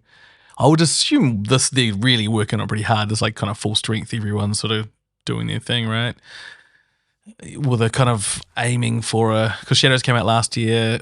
You've got Black Flag this year, hopefully. And then next year would be, or the year after would be. Yeah, so I mean, obviously Hex. they were planning for 2027. So to lose them now is pretty important. Yeah, so not great. And I wonder kind of why. I wonder if they're struggling with the tone shift to being more of a horror or, the creepy. You can make it so good. I know. You can make it so good. Yeah. like, yeah, I was actually looking forward to it. I'm like, yeah, sweet, a dark kind of like more intimate, really focus on the assassins and a bit of mystique and kind of collusion and that sort of thing. And the supernatural aspect of like the witch hunts. I mean, you'd have stuff. to imagine it might be more down creepy. to Ubisoft's structural issues than the game itself, right? Because it does sound like a great premise. Right? I'm into that. Likewise. Hopefully. Yeah, absolutely. That sounds cool. Yeah. I mean, maybe not as cool as Pirates, but I've got to say, I did watch the trailer for Black Flag Resync the other day. That game does look good. It looks good. Yeah. It looks like some good pirating. That's the new kind of rebuild and the new engine looks great. Everything looks real crispy. It sounds like they've fixed a bunch of the kind of quality of life issues, like reworked the tailing missions so you don't just fail them straight off the bat when somebody accidentally sees your left big toe. It just kind of goes into combat now instead and like resolves in a different way, which is cool. And you can have a ship's cat now. Yeah. Oh, yes, that's cool. Yeah, I like that. Yeah, or a monkey. It's gonna be good. It's gonna be good. Prefer. Meow. Yeah. Oh, I hope they bring you little mice treats and like leave them in your I think they've added a couple of get new like a pet raccoon. sort of what are they? Mates, sailing friends. I don't know. They've added a couple of new characters to the game. Like employee on your ship that give you various bonuses and things as well. Sounds like a nice addition. Yeah, it'd be nice. I did fire it up. I purchased the original version of it, Black Flag, after we played the Skull and Bones beta. Because we were like, oh, was it the beta? Yeah, it was like right before it was about to release. I was like, man, that was really cool. And then I went and bought Assassin's Creed Black Flag instead. You're just like craving some actual good like $5, whatever. After Black Flag. Yeah. And it was really fun. But there were a couple of things that I think, which it sounds like they've improved these things in Resync, and that's the whole anima side of the story. I found that it kind of, the story got going quite slowly because it was dealing with the whole animus story mystery at the beginning, and I was like, I don't really care much about this. I just want to get into the piracy. So I hear that they've removed or sort of restructured that part of the narrative. Yes, I heard they'd removed that as well, which is sort of interesting. I've heard arguments on both sides for that, with people saying, like, much like you, it didn't really feel like it was adding much to it for me, and then other people saying, but also that was kind of one of the unique things about the Assassin's Creed games that didn't make it just another kind of historical action game. So it's, I don't know. The little bit of Black Flag I have played, I had a similar view to you, where it felt like the anima stuff was perhaps dragging a little bit at the start of the game and things. But yeah, I don't know if it'd be better or worse without it. I think it's probably good if you're a big sort of fan of the games and you've followed that Animus storyline from the beginning. I don't know where it is now or what happened. I'm sure it's crazy. What they've done with it, from what I understand, is they've repackaged all of the Animus sequences and they've put them into like instances in the world where you have to go and do a thing to see them sort of play out. So they've basically like resynced it. So they've remixed the Animus sequences. So they're still in there, but you have to go and seek them out. Right. They're still in there, yeah. Okay. They're not part of the main narrative. They're something that you're optional, which is actually a good way of actually dealing or handling those sequences. If you want the full story, go do those. Like it's almost a side thing. But if you honestly, that sounds like a really good way to handle it. Yeah, it's cool. I think that's how. Because then that kind of gives people the best of both worlds. I know people were a little bit sad about losing that aspect of the unique kind of storytelling to those games. But for those that don't really want to engage, it's nice. It's just in there is something optional.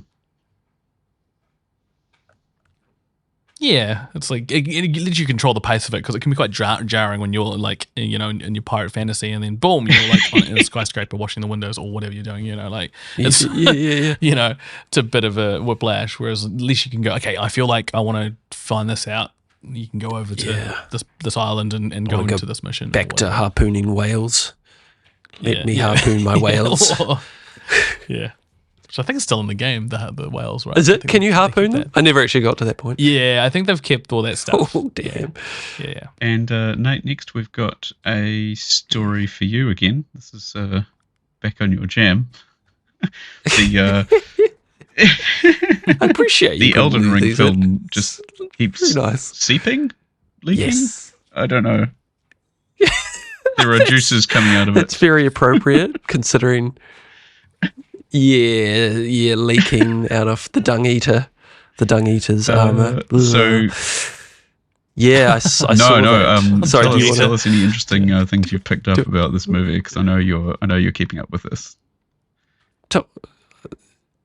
Oh yeah, Len, what were your experiences with the dung eater?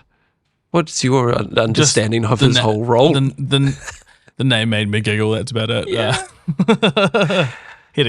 He had that cool armor, or that chunky armor, right? Yeah. Was it like warts or teeth, giant teeth coming out of them? It's freaky as.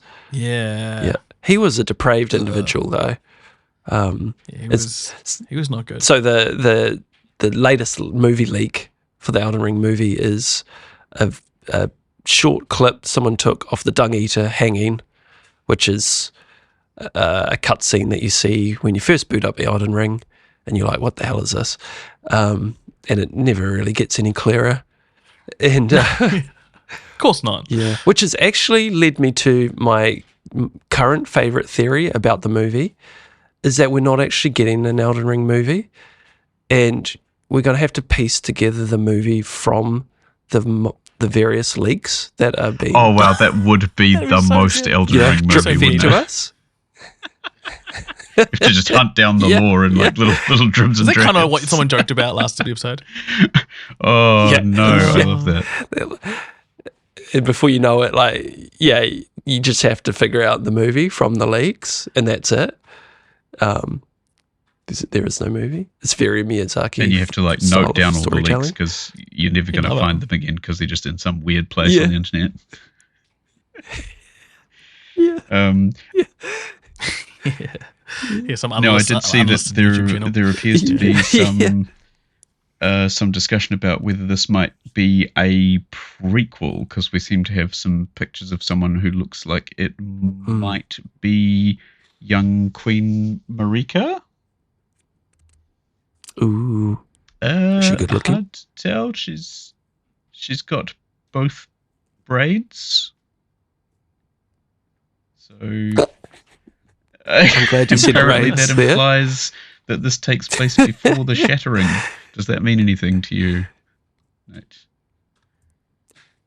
Yeah. There's a famous quote from Elden Ring that goes a little like this: "America's tits." That's it. And that's it. That is actually that's some classic low fantasy carry on. That's some good storytelling. Who was the guy who said it? He was the guy who sells you crab and prawns. And he's like, it was quite shocking at the time. Is it the guy? It's the guy in the swamp. Yeah. You know what? That is definitely the bit that George R. R. Martin wrote. It's the most George R. R. Martin thing I've ever heard. Yeah.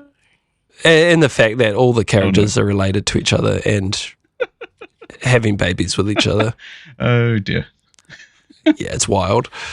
It's going to be a wild movie. Might be played by Kaylee Spaney. Yes, I think that is American. I think that is the theory. Yeah, she was in Civil War. Yeah, she was in Alien Romulus. Who's like the main character from Alien Romulus. She's great. She was my pick for Ellie if they were getting an actress to play Ellie. Yes, I have heard her name come up for that as well. But yes, great, they're saying it looks like she is dressed as Queen Marika. It certainly seems like some strong circumstantial evidence that she might be playing character. That's cool. See, they've already got us doing it. They've already got us theory crafting. We're pacing it, Yeah. Pacing it, yeah. This is how you play their games. And they know exactly what they're doing. That's how some people play the game. So I just play the game and kill some stuff and then listen to the YouTube channel. This old Vidyavata Lati. Yeah, he just tells me it. Yeah. He just tells me the story, and it's very relaxing. Yeah, nice. You fall asleep to his 1 hour, 1.5 hour epic of one character. Yeah, so Vati, but yeah, he's so good. I still stand by the opinion that, like, I think Elden Ring is probably one of the the greatest modern stories ever told. It's even though it's not epic. Told, like. No, it's not told. Yeah, it is absolutely epic, but it is very hard to piece together yourself. So you've got to kind of someone's got to spoon feed it to you. To be honest. But I think definitely up there with, like, what Brandon Sanderson is writing, like, and George R.R. of course, like that kind of epic sort of story exists in Elden Ring. Yeah. And I don't think it really gets recognised much for its story. Yeah, and also, like, seems to be just ongoing good news, really, that Alex Garland is on this, because I hadn't actually realised that he was a big old gaming nerd. Because obviously he's had writing credits on a lot of movies I like very much, like 28 Days Later and Dread, and of course he's also directed things like Ex Machina and Annihilation. He's had some misses too, but there's some pretty heavy hitters in there in his back catalogue, and he's been doing it for 24 odd years, which is getting pretty impressive. But apparently he's quite a big gamer as well. And he has played a fair bit of Elden Ring, and apparently has played through Elden Ring 7 times. Ooh. Oh, wow. Okay, all right. He's sicko. Whoa. And so apparently he personally delivered a 160-page long on-spec Elden Ring screenplay. So in other words, he wasn't paid for it. He just did it because he was keen on it. Delivered the screenplay to Miyazaki in Japan. And obviously Miyazaki was like, okay, bro, it seems like you're going to get real upset if I don't let you do this. So... yeah. Do I really have a choice? Yeah, and of course, okay. I didn't realize as well that he wrote the novel The Beach, which went on to be the basis for the Danny Boyle film, which has a bunch of video game nods in it. Oh. So yeah, he's been writing about nerdy stuff for years and years. Yeah, exactly. One of us. So it sounds like at the moment we've got probably Kit Connor, Kaylee Spaney, and Ben Whishaw in the cast. Seems to be the current theory. So rumors, not a whole lot confirmed, but stuff definitely seems to be happening. Sets are definitely setting. There's people in costumes. Let's see what happens. Yeah, watch this closely, eh? And start taking notes. Yeah. And Len, it looks like you've got one for us next.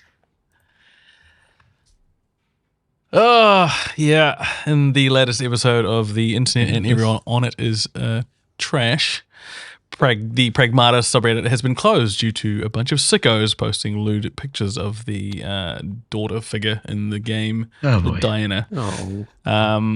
I found this out from Lauren, in the Dadvocate YouTube channel. Man, can't people just be normal for 5 minutes? It's a whole thing. Damn it.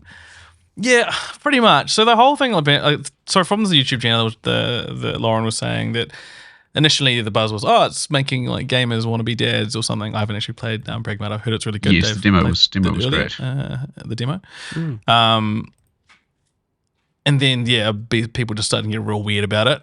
And so that blew up. The subreddit was just banning people left, right, and center. And then eventually, it's just boiled over. There was like a subreddit. There's like a bunch of subreddits. So there's just one where it's just like no weird photos of or pictures of Diana, and another one where it's like only weird pictures of Diana. So that got shut down, I assume, real quick. It's just yuck. And then it's kind of turned into this political thing where the conservatives are like, oh, anyone who likes this game is sick. If you play Pragmata, you're just a predator. Yeah, blanket statements. And then on the other side, like the more liberal sort of people who probably aren't even gamers anyway, are saying that it's like a trad psyop, so they're just trying to make people into parents. They want people to be. What is happening? I don't know. Like it's like I don't like what the hell, man. It's like I was watching this and I was like because I had not heard of any of this because I'm just not in those circles. And I was like, what? This game is just like it's like The Last of Us, the kind of view, or like Kratos taking his son. It's the father figure. I actually heard a really nice take on this from a couple of people saying that dynamic. This is like a dad game for dads who actually like their kids. where it's not like not like kind of like, oh, I kind of resent you, child, from the start, coming to eventually like, oh, I'm slightly less grumpy now. This is more just like, oh no, like I'm okay with this kid. No, you're cool, and you're. It sounds like it's quite a big game, and isn't certainly it? That was the From vibe what I I got hear. from the demo. Like, Diana was just kind of like a sort of chipper little kid who was kind of helping you along, and like your pictures and stuff, and inquisitive child. It does, the whole thing seemed pretty sweet. It sounds sweet. Like, can we just not have sweet innocent things and not make it fucking sexual or like it's so Gross. weird. People are weird. I just we're so all it just upset. made me upset. But the game does sound really cool though. I will give that a go at some stage. All reports I've heard there on the actual game. So my next being weird about it is that it's just like a real video game with kind of with like nice main characters who get along with each other and stuff, which seems cool until people got weird about it. People get weird. Like, I don't know. My next little bit here. The ex-PlayStation head, Shuhei Yoshida, fires shots at the former PlayStation CEO, Jim Ryan, over being fired. This is from Ryan Croft at Push Square. So he was on an interview. It wasn't on Push Square. I don't think it was on This Week in Video Games. But he was basically saying he was fired from his role because by Jim Ryan because he didn't listen to him. He said he asked me to do some ridiculous things. I said just no. throwing some shade, eh? He's like, I don't want to do it. And so for those who aren't aware, Jim Ryan was the arbiter of the kind of games as a service movement within Sony, which we know from Concord, which is a massive flop. We know from The Last of Us, The Last of Us multiplayer game, which got cancelled as well, did work. And more recently, Marathon hasn't been great. So the whole big drive for live service they have, the only one that really kind of worked for them that was kind of a second party, I guess, was Helldivers. Which that was the one they didn't did really not push that expect. much. Yeah, It was the one that actually worked. No, exactly. Yeah, so it's like lightning in a bottle. And Jim Ryan just did not do well. He did go on to say so Shuhei did go on to say that he did appreciate that what Jim Ryan had done for him, and that he appreciated having that role. He moved on to doing more of an indie sort of role in managing the indie studios, or like kind of liaising with those indie publishers. Indie and studios, it sounds like with Sony. sounds like his whole And I whole think that's what vibe he has does shifted now. to very much kind of indie studios of the future, and that's what he's kind of continuing to do with his consulting, right? Yeah, that's right. Yeah, and he was a legend. Like he was the one who got God of War, Uncharted, The Last of Us, Ghost of Tsushima. He was the president of Worldwide Studios at that time. He was the guy. Yeah, and so it's interesting that they sort of moved him on, and now it's who is the director now? It's changed. Herman Holst, I think, is the studio head at Sony. Yeah, pretty sure who was Guerrilla Games' studio head.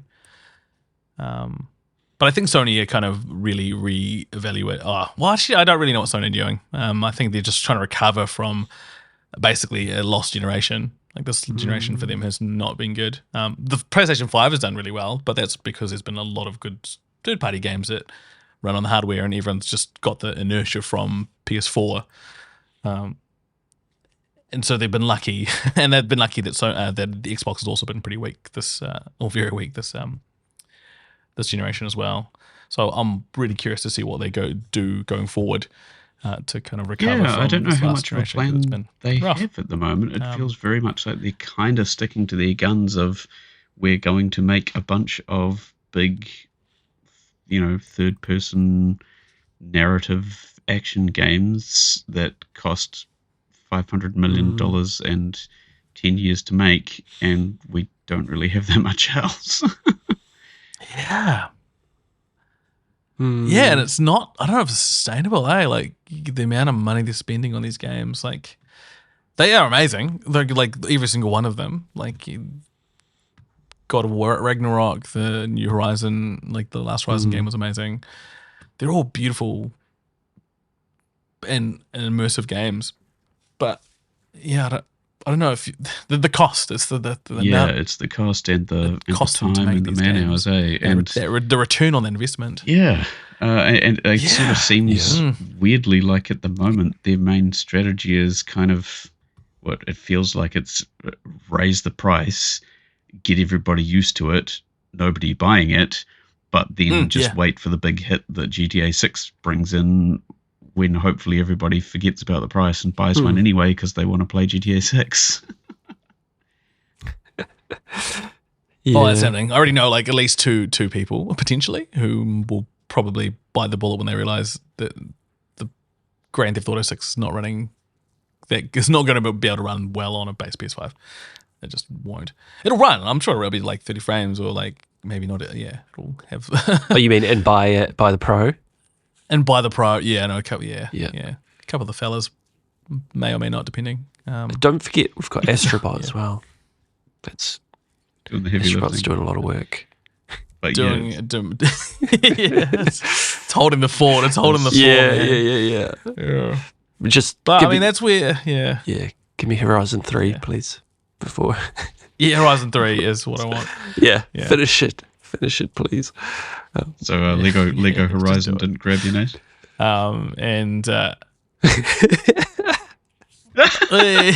We don't speak about that. We don't speak about Lego Horizon. Did you play it? Yeah, briefly. Oh, no. It was a terrible Lego game. It was terrible.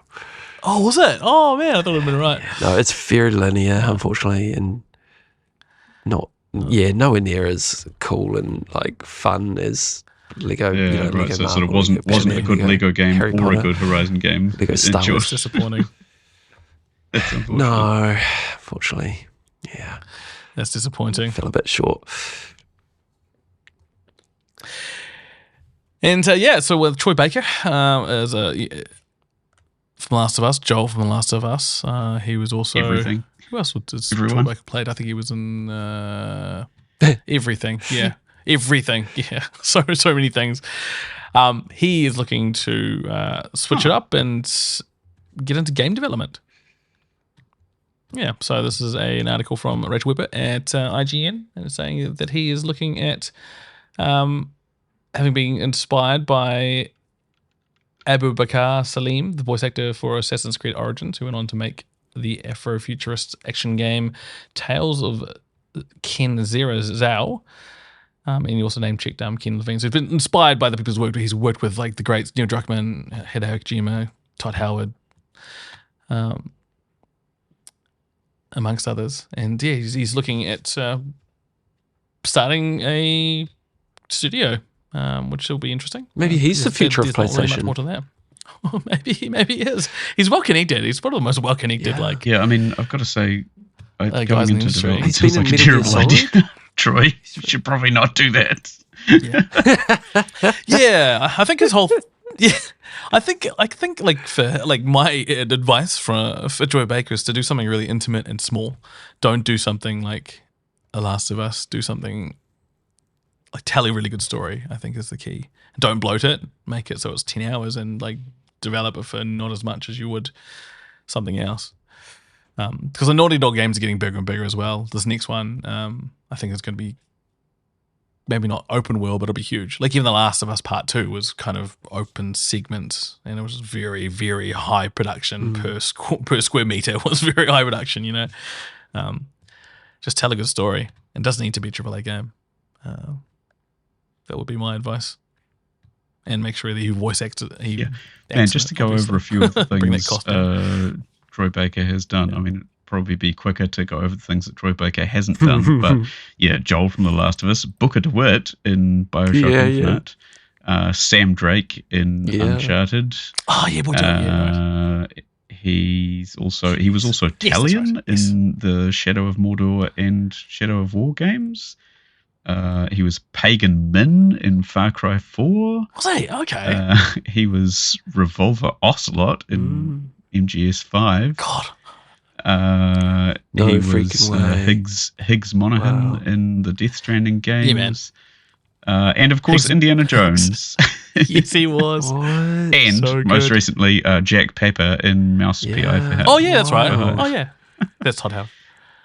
And he has also at times voiced no. Batman, was he? the Joker, Hawkeye, and Loki in various media. So, yep. Man has a voice, that's for sure. Jesus. He's been in like all the flipping animes as well. Yeah. He's an He's been in Invincible. everything, man. He's Yeah. oh man, what the heck hasn't he done? Is he invincible? He was Nolan's father in Invincible. Yeah, Okay. he's played like every bloody all of the Avenger, Avengers. as well as being Loki. And, yeah. You're right. Mate, you were telling us before the show What that a- there've been some big happenings in the Stop Killing Games movement. Can you tell us a bit about what's been going on? Yes. Oh yeah, so really big. So I think I should probably preface with what Stop Killing Games is, because not everyone will know. So Stop Killing Games is a consumer rights campaign that's been underway for over a year now. Around so the Stop Killing Games group is petitioning the EU government to try and get publishers to stop intentionally making their games unplayable after these publishers stop supporting the games.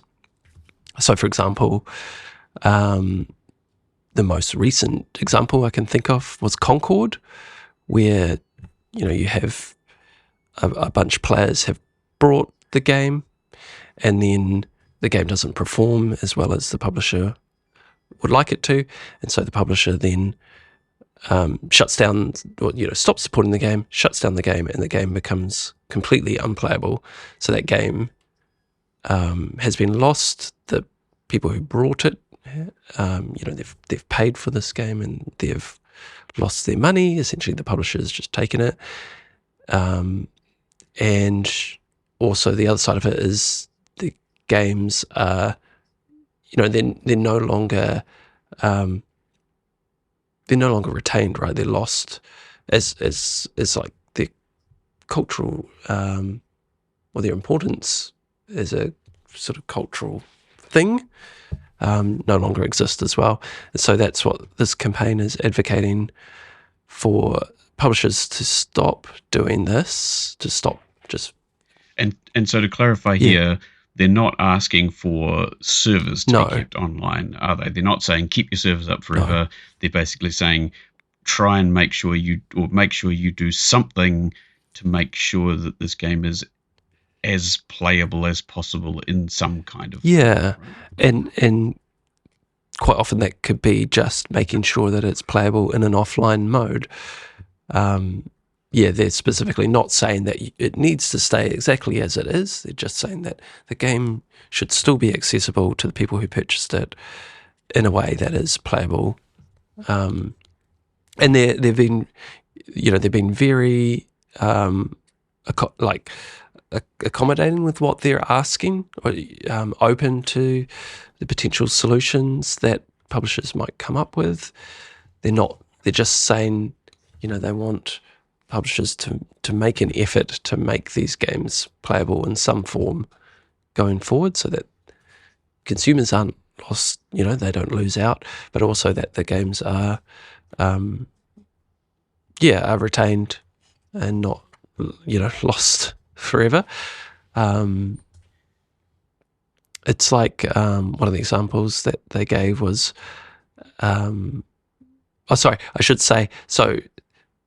it's last week was quite a big pivotal moment for this campaign, because they've the organisers of the campaign, Ross Scott and Moritz Katziner, they presented to the European Parliament, and there was about a 1 hour discussion with the EU Parliament about this, about what they're trying to change or get the Parliament to change in terms of legislative,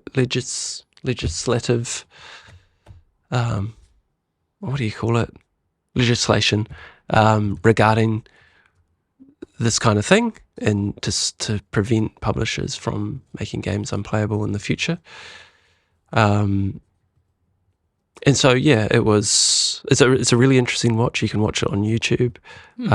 Ross Scott gives like a short speech of about 10 minutes as to what they're advocating for, and then they hand it over to members of Parliament and they discuss it, and it's quite funny actually. There's the one MP sort of gives a speech, what's her name, Katrina Vieira, about the campaign, and it's like one of those classic sort of cringe-worthy speeches where she drops as many video game references as possible, including things like not wanting to set the world on fire, or you don't want to buy a video game only to find out that the cake was a lie. And my personal favourite, and calling the EU to not be sorry but be better, like Kratos to Atreus. And my personal favourite, let us praise the sun on a new era of digital rights in the EU. Wow. So good. But definitely worth watch. And like, just, you might think, oh, it's only in the EU, why does that matter? But it is sort of setting a precedent, hopefully, for, if they gain ground and they make new legislation that will prevent this kind of thing happening to consumers in the EU, then perhaps the rest of the world might follow suit, which would be wonderful. And I know they are also campaigning in Canada, and that probably is due to this, strong consumer rights over there. And they've had a bit of success recently as well. They asked, as many owners of the game The Crew, which was published by Ubisoft, to make formal complaints to their, their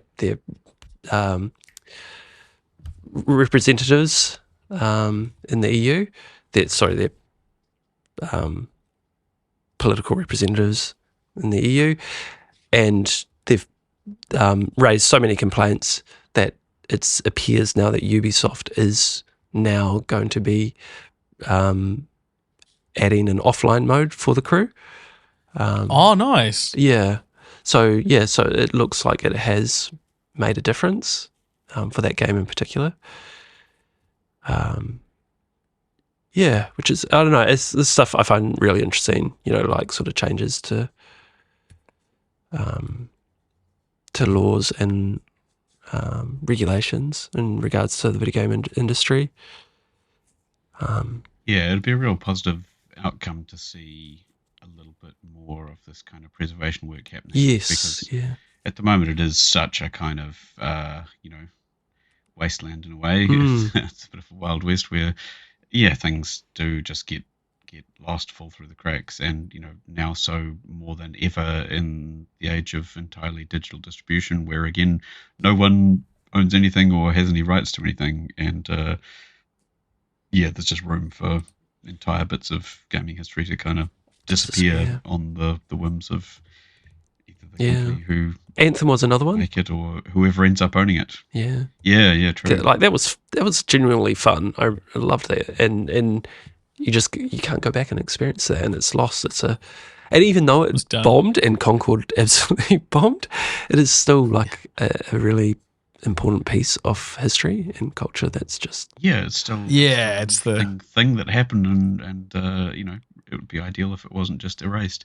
I mean, it really does bring back also the ongoing validity of the older approach to sort of server browsers, right? And the ability to self-host servers. You go back to your some much older game communities. You've still got kind of healthy communities of people playing the likes of Battlefield 2 on their homebrew servers, still running, still doing it. It just gives those games such a kind of massive long tail, such an ongoing life, which they just wouldn't have if it was dependent on centralized server infrastructure, like so many things seem to be now. You might like this as well, Dave. A little bit of stats. They did, so the Stop Killing Games initiative did like a very amateur sort of study on games that required ongoing connections to publishers, and they found that 93.5% of games I think they looked at 400-ish games that required that sort of ongoing connection to be able to play the game, and they found that 93.5% of games that required server connections became unplayable after games entered, after the publishers stopped supporting those games. Because I mean, again, supporting any kind of server infrastructure costs money, right? Like it's an ongoing expense for somebody, and so if it becomes an integral part of the product, it's going to disappear because nobody wants to pay for that.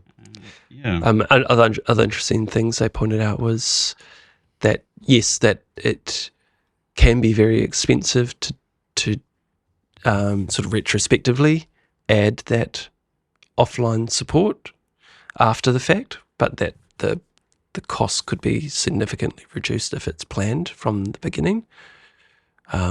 Yes, makes sense. But they pointed out that it is not, it's not often planned from the beginning because the publishers are hoping that they, of course, sell well enough that they don't have to end support of these games. Yes.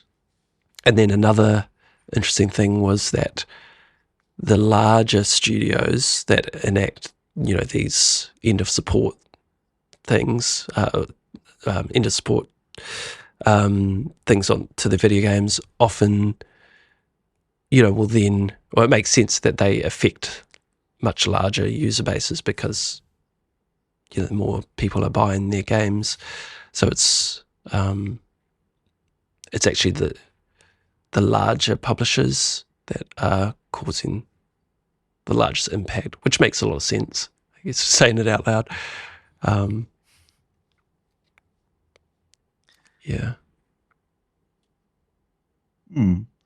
well, yeah, positive noises overall, and it's good that these guys seem to be putting some pressure on at quite a high level to try and get something to happen. So.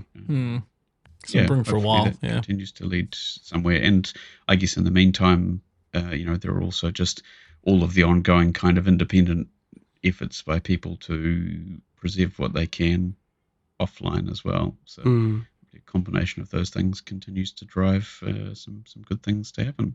Yeah. Yeah. Well, should we have a bit of a chat about what we've been playing? I do have one last announcement. Oh. The new teaser that dropped, I think, literally 2 days ago by Sega on their YouTube channel, or a YouTube channel, I don't know which one. It looks like we're getting a new Alien Isolation. Oh, yes. I have right. Yeah. Yes. Which would be very nice. The teaser is called A False Sense of Security and doesn't tell much, but other than the fact that we get a new Alien Isolation, which is fantastic. And it sounds like this one might be planet side, right? Ooh. On the ship? Yeah? That would be cool. Maybe the Predator will show up. I got that. Or a Predator. Surely not. Surely not. Unless they bring Arnie too. Yeah. It's been 12 years since the original. Yeah, 2014. Yeah. Jeez, that's a long time. Jeez, really? Yeah. Yeah. Yep. Yeah. Oh, I can't think of a game that's done that sort of hide from the monster as well as Alien Isolation. Maybe the Amnesia, the bunker got close, but yeah. Yeah, yeah. I never played Isolation, but I heard so good, man. The alien was genuinely terrifying in it. Yeah. Yeah. It would sort of like slowly slink out of a vent, like in the ceiling, and then just drop onto the floor in front of you, and you'd just be like, run. Oh, nice. Just yeah, it was really good. Awesome. Wait, all right. So we're getting basically a full decade on, and a bit. Yeah, we'll see what they can innovate on. Yeah, Good. in terms of that genre. Alrighty, I will kick off what we've been playing. Call of Duty. Sorry, Black Ops 7. You can apologise. They fixed it for PS5 Pro. I complained in the nice. last episode that it wasn't working, and now it's working. I said in my little blurb on the doc that I'm hooked again, but I actually haven't really been hooked. I've just played a bit with Russ, but it does feel like the bloody dopamine hit from playing that game when you're having a good run. It's just so good, so good. We sat down after we recorded the last podcast episode, and we sat down and you showed me some of it, and and I was trash. Yeah, I was like, it was bugging out heaps. So. No, Was it actually working? Was it working? Yeah, I'm pretty sure it was. I don't know. Was he just like, look, a frame drop? Yeah. You see that one frame? Exactly. Yeah, hey, that's you live or die with those frames. Tell you what. So here's a question actually that crossed my mind earlier. Are you going to miss the like with Game Pass, COD leaving Game Pass? Are you going to miss stomping like all the noobs that probably played COD because it was on Game Pass? I don't think they play Black Ops 7. I really highly doubt it. Yeah, it seems like they just play like sweaty, like people who've that. Like I feel like when I'm playing this game, I play people that's the only game they play. Oh yeah, because the amount of hours to get to prestige level.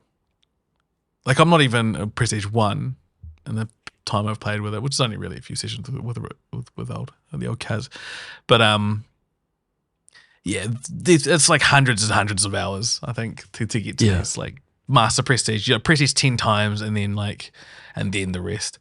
It's a lot of hours to spend on it, and that's opportunity cost, man. I've got to play other games. So can't do. Yeah. Is COD leaving Game Pass going to affect your KD in any way? No, I don't think so. Not at all. It doesn't sound like it because it doesn't sound like any of them we're playing Call of Duty. Yeah, exactly. That's exactly it. Those people were not playing Call of Duty. If you were like a noob, you'll probably bounce off it so hard. Like I think, you're right. Unless that's gonna be the interesting thing is like whether they can sustain how do you get new people into Call of Duty? I don't know. I guess squares matchmaking does help. Yeah. Just protecting new players. From animals, which is good. Like absolute From animals, people like me and you. Russell. Yeah. Ferals. Yeah. But I've got to say, like, I've been enjoying it. I've been enjoying even the squares matchmaking. It's a bit sweaty, but like it's also like you get to kind of match against people who are similar, but not all the time. Sometimes you do get to have a bit of a terrorize the lobby, but generally it kind of brings you back into people who are kind of similar. But it doesn't feel quite as hard as it did in the last couple. So I think they've maybe dialed it back down. Sorry. Crimson Desert, I've been playing. I played quite a bit of Crimson Desert, kind of realizing why the reviews were kind of low. I just trying to rush through that game in a week or just two for a review period. It just doesn't. It doesn't work. You can't rush it. The campaign is like a tutorial for the rest of all the different mechanics for the game, and exploring every like nook and cranny and just sort of like climb out waterfalls and stuff, and just like and then pausing to look at the view out towards the rest of the open world is amazing. So what I've decided to do is take a break from that, and I'll just play it in another 6 months, I think. They just keep patching new things. They've patched like a whole bunch of like categories for your loot. What else have they done? Extra abilities for your for the alternate characters. I think they're going to probably flesh out those alternate characters as well. And I'm sure they'll add more story stuff. Like I just know within a year, like in 6 months to a year, it'll just be a completely different game. And it's already really, really good. Can you hot swap characters that you play as? Yeah, you can. Yeah. There's like two other characters you pick up. But I haven't even got. I just got the second character because I'm only just over halfway. So I'm in the 20% that have gone over half of the main storyline, because apparently only almost 80% of players haven't even got halfway through the game yet. Wow. Chapter wise, anyway, because there's like 12 chapters, and I think I'm on chapter 7 now. There's a lot of people. There's a lot of people. Yeah. That's right. Yeah, 80%. Yeah, it is a game you can just kind of explore, and it is very, very, very, very good. Can highly recommend.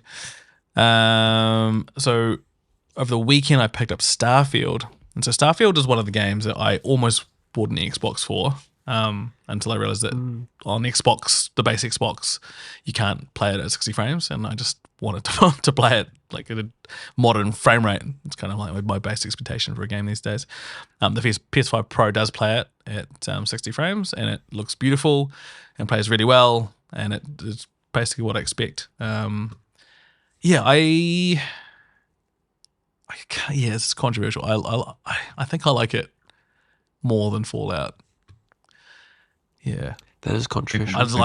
Probably I know. Fight you on that, eh? I know. Yeah, I know. I just like the NASA and the NASA punk sci-fi. They're kind of like grounded. The Expanse, kind of. I'm not saying it's as good as the Expanse, but like that kind of like futuristic, but not super futuristic.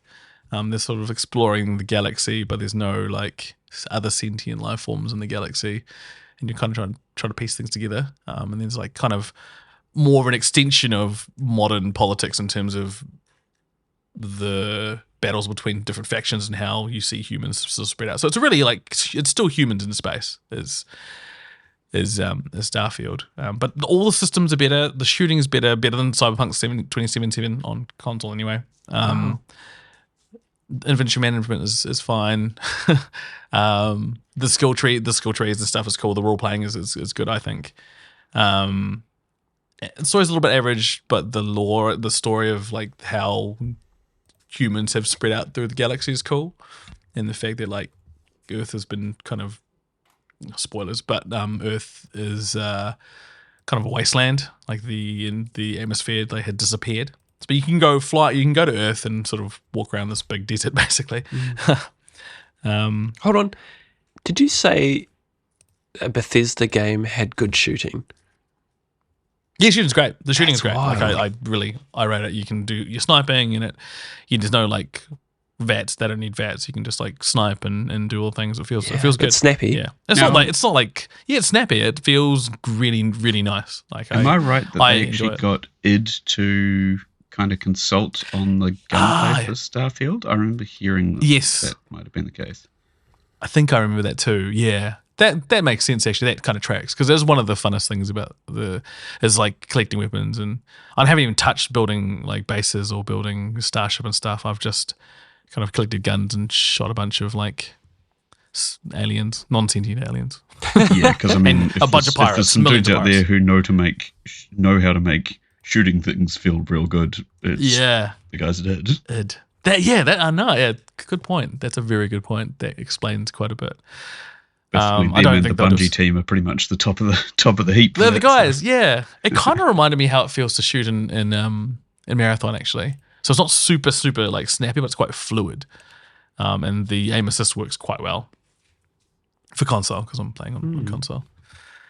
And the last game I played was Space Marine 2. I kind of mentioned it very briefly in the last episode, but yeah, I played Space Marine 2 with an old friend from school, and it fucking kicks ass. It is so brutal, and it is the scale of Space Marine 2 is exceptional. Like, everything just feels massive. Cool. The set pieces are huge. Just like the waves of like Tyranids coming at you are huge. The Chaos Marines you have to fight, like it's just a spectacle and quite deep. It was deeper than I thought in terms of like there's a main narrative and then there's the kind of multiplayer skirmish mode, but those are short stories which intertwine with the main storyline. So you'll do the main storyline and you can do that you can do everything multiplayer, but then you can go do like a skirmish mode. I can't remember exactly what it's called, but that's where you upgrade your characters. So you upgrade your kind of like multiplayer character, your more story multiplayer character, and then that squad that you send in with your boys ends up fighting something that is reflected in the main campaign later on. You're like, oh, that's a squad when I did that mission. Whoa. That was it's kind of really cool. It's like kind of different like viewpoints of the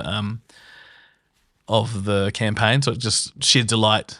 And they do this for various like single player missions where it'll be like if you play this skirmish mission, it doesn't like affect how it ends, but it kind of you can just see the main campaign from a different light from another to the side, and it's just well acted. It just captures Warhammer 40k so well. Highly recommend. Does it capture the whole like being, like wading through hordes of enemies and like swinging your freaking what is it, Power sword blade or whatever? Chain sword, power sword, power fist, Yeah. thunderhammer. Like you've got all the melee stuff. The combat is like just visceral as you're like all the animations, Holy like the moly. execution animations. You just like mash your R3 and you just like rip a Tyranid's head off and like or rip like a Tyranid's like claws off and stab them back with it. Like it's not for kids, but it is so cool. We should definitely give that a nod sometime, guys. Are there massive for enemies crossplay. that like you see? them, Yeah, you're like TIE pirates and holy- stuff. Yeah. Oh, yeah. There's bosses and stuff. You fight bosses. Yeah. Yeah. And then it scales up in difficulty. Yeah. It's kind of got. Yeah. It's like kind of similar to like Helldivers in that respect. Yeah. Helldivers is a bit more open. Like it's bigger and kind of. It's just different, but similar kind of third person. Oh, third person vibes. Oh no, it's a first person. No, I think it's. Yeah, no, it's a third person. Yeah. Third person, but you can zoom in with your scope and go first person. Big guns, all of the guns, like 20, literally probably 20 different bolters, bolt nice. guns, Wow. variations of bolt guns and It's a lot of stuff. bolters. And, yeah, it's a lot I of realised bolters. there was more than one type of bolter. Yeah. That's pretty much me for the last thing. And so, I'll probably continue with Starfield and a bit more Space Marine 2 and hopefully give Vampire Crawlers a go at some stage. I think that's on PS5. I haven't played it yet, but I will. I've had Gareth. Shout out to Gareth. Yeah. He's been really fizzed about it, and he showed me a few videos. Did he of show you him the playing, skull? like- That like he did a whole bunch of combos and then it just explodes in a.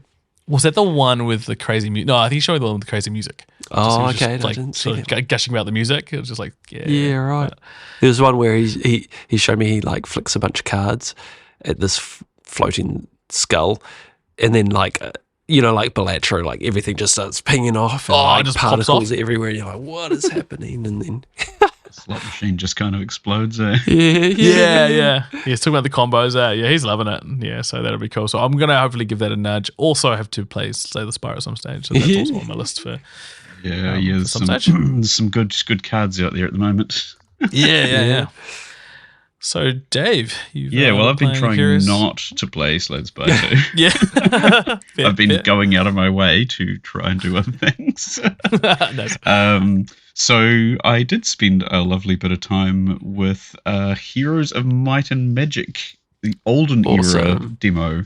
And this is totally just Heroes 3. So I imagine a few of you who grew up with a computer in the house probably spent some fond hours with Heroes of Might and Magic 3, which is a real classic kind of hero-based strategy game where you wander around the map and go and visit cool little dinky pixel art locations and build up your cities and have some sort of hex grid battles with enemy armies and stuff. And that's exactly what this is. It's basically just so Heroes 3 with a real nice coat of kind of quite aesthetically pleasing modern 3D paint and some nice quality of life updates, so it doesn't feel intimidating or weird to play. It all just kind of works the way you would expect it to. It's lovely. It's got all the right vibes. Even the sort of slightly wonky sound effects and everything are kind of reproduced in the right sort of way. And like a real kind of traditional Heroes of Might and Magic sort of orchestral score, and it just hit all the nostalgia buttons. Doesn't really do anything terribly new that I experienced. Just kind of did the same old things again, but really nicely. And I didn't really want it to do anything new. It did what I wanted it to. That was really enjoyable. And so if there's anyone out there missing that kind of classic Heroes 3 action, but would like it to just be a little bit easier to access and play and have a good time with, this seems like it could be a good option. It's still kind of in active development at the moment. The demo seems really generous. It basically just seems to kind of give you the ability to play, kind of fairly open-ended single-player games. So there's quite a bit you can do with it, really. I think only one of the factions is available in the demo at this stage, if I remember correctly. Oh, okay, yeah. Good times to be had there, and very much has the kind of colourful, pretty sort of top-down map vibe that Heroes 3 used to. I love that. And love it. I mean, obviously there are ways of playing the original Heroes 3 as well. Like I have Heroes 3 from GOG, but this is definitely easier to get into in the modern age. You can actually get and I've also been indulging in a little bit of 40k bullshit. Yes. Oh, I'm interested. I'm curious. I've been playing a little bit of Warhammer 40,000 Rogue Trader, which has been hanging around for a while. This is not a new game, but it's just a pretty classic CRPG with some kind of slightly XCOM-like grid-based tactical combat and shooting, and just generous helpings of 40k bullshit heaped on top. So it's just immediately met with malfunctioning servitors and just awesome evil rich snobs, class warfare, chaos cultists. It's got a bit of everything. Lots of servo skulls. So that was an enjoyable time, and I mean to play some more of that. And then I decided to check out a few demos as well, just to keep up with what's new on the scene. So I played a little bit of Half Sword, which was pretty funny. It's basically one of those physics-based combat simulators, if you like, where you're kind of using the mouse, at least on PC, to swing your weapon around. So you kind of get theoretically fine control over your left and right hands, so you can kind of swing your weapon or your fist around in the direction that you move your mouse. And it's kind of a bit disturbing. Like, it's sort of gory, and also because, you know, it's all kind of physics-based ragdolly stuff, and you're kind of moving your arms around. It's also just occasionally really funny, kind of unintentionally. It's just really weird stuff happening. It does feel like it could have a pretty, like, potentially quite high skill ceiling on it, maybe, depending on what the opponents end up sort of being like, or maybe if you were playing against other people, say, it seems like there could be room for some really interesting kind of, sword play. But coming in blind, the initial gameplay just seems to be just flail both arms about like you're an emo kid at a hardcore rave and just see what happens. So yeah, not quite sure where that one's going to go, but were you playing against other people? Pretty fun one of those. No, the demo is just single player at this stage. Oh, yep. It's like a fun time. Yeah, it was a fun brief time. So there's not a whole lot to it at the moment. But I played a couple of rounds, beat up some other peasants, and then immediately got an axe in the back and died. So my short-lived career came to an end. And I also played a roguelite called Everything is Crab, which was an interesting twist on the roguelite formula, because it was it's basically an evolutionary roguelite. So you start as a cute little critter who I believe is called Darwin. He's just kind of a little blob. And you go around and eat things, whether it be other creatures or fruit or whatever else you can find lying around the place. And you get evolutions, so you'll get a choice of 3 evolutions you can choose from that might be, something like horns to give you a sort of charge attack, or like a tail, which will give you, more different evolutions to choose from, or, more musculature, or legs, or slithery movement, or, more evasion, all that kind of thing.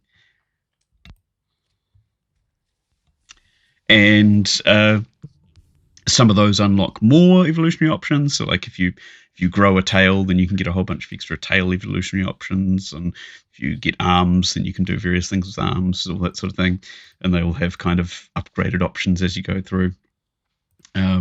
So yeah, it's a really kind of neat little adorable fun, concept. Man. It's got fun little kind of pixel art it. graphics.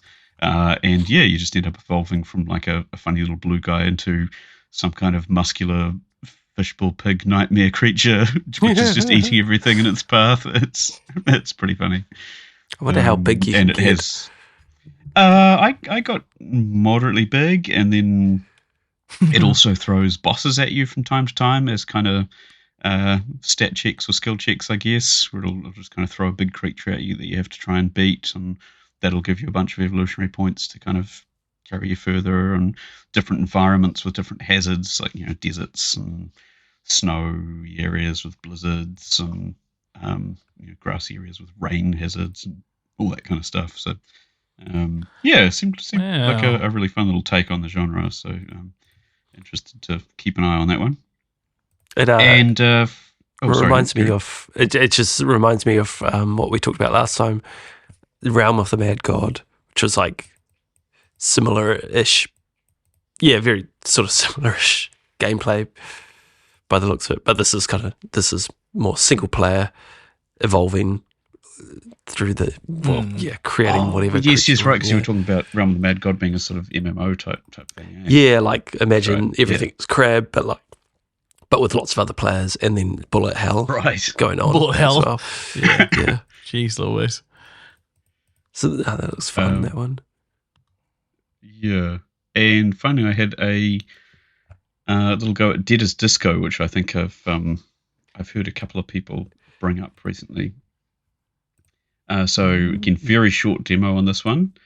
So a little bit hard to get a feel for its depth or variety, but man, this game has got so much style. It looks and feels totally sick. Basically, it's kind of a rhythm-based fighter where you're just beating up dudes to the beat. Cool. And it's got a lot of sort of original music, or at least kind of non-copyrighted music.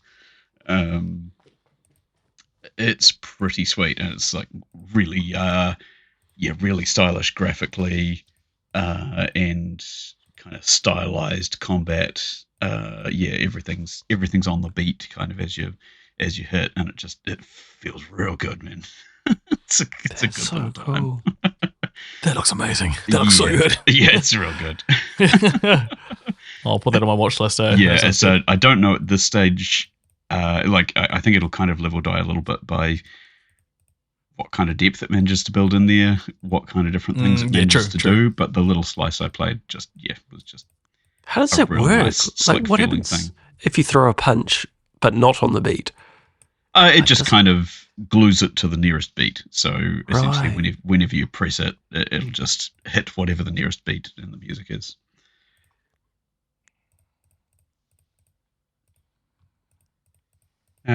So that's been me.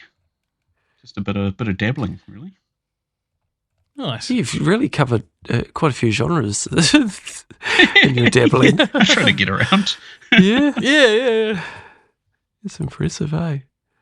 I've now wishlisted all of those. Yes, some goodies in there. Yeah, cool. I did give Heroes of Might and Magic Olden Era the demo a go as well. Oh, nice. It was just so nice to get back into, like to go back to Heroes of Might and Magic 3, essentially. It's one of those things that just kind of feels like how you remember the original being, right? Yeah, it's a beautiful game. Even though what you remember is actually dramatically different to how the real thing actually was. Yeah. It was kind of like, for me, I had a weird experience, like a more modern version of that experience when I played Halo, the Master Chief Collection for the first time. And I started playing some of Halo 1. I was kind of like, oh, yeah, this doesn't seem that different from how I remember it being. And then I did the switch graphics mode thing where it takes you back to the original graphics. I was like, oh my God.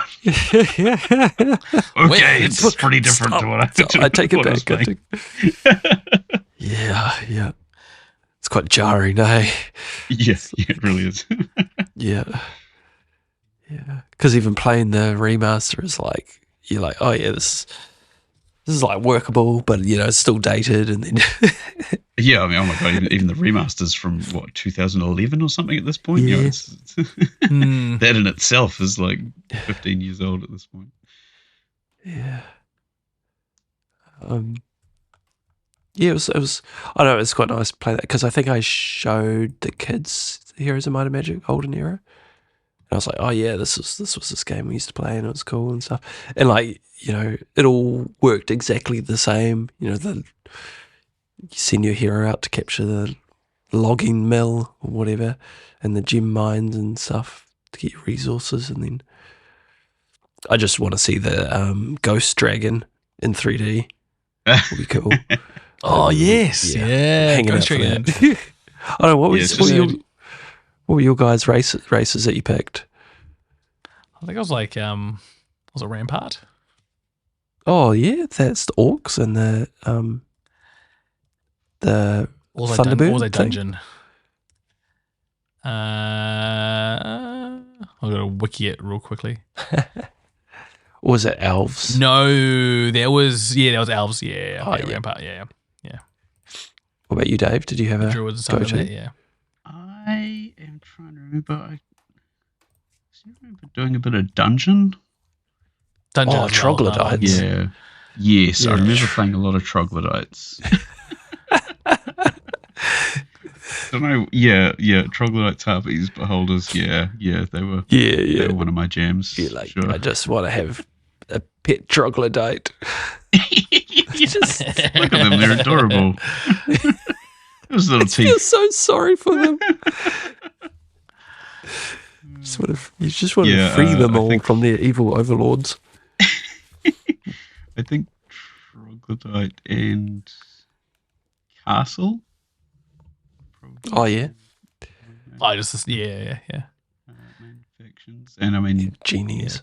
the faction in Heroes, the new version is obviously very much Castle. Oh, nice. Castle adjacent course, with the yeah. Griffins and Yeah. Yeah. etc. And what else have you been? So what what else you been playing? Oh yes, I wanted to touch on. So I've recently been in Australia for the last week, and it was a really good opportunity to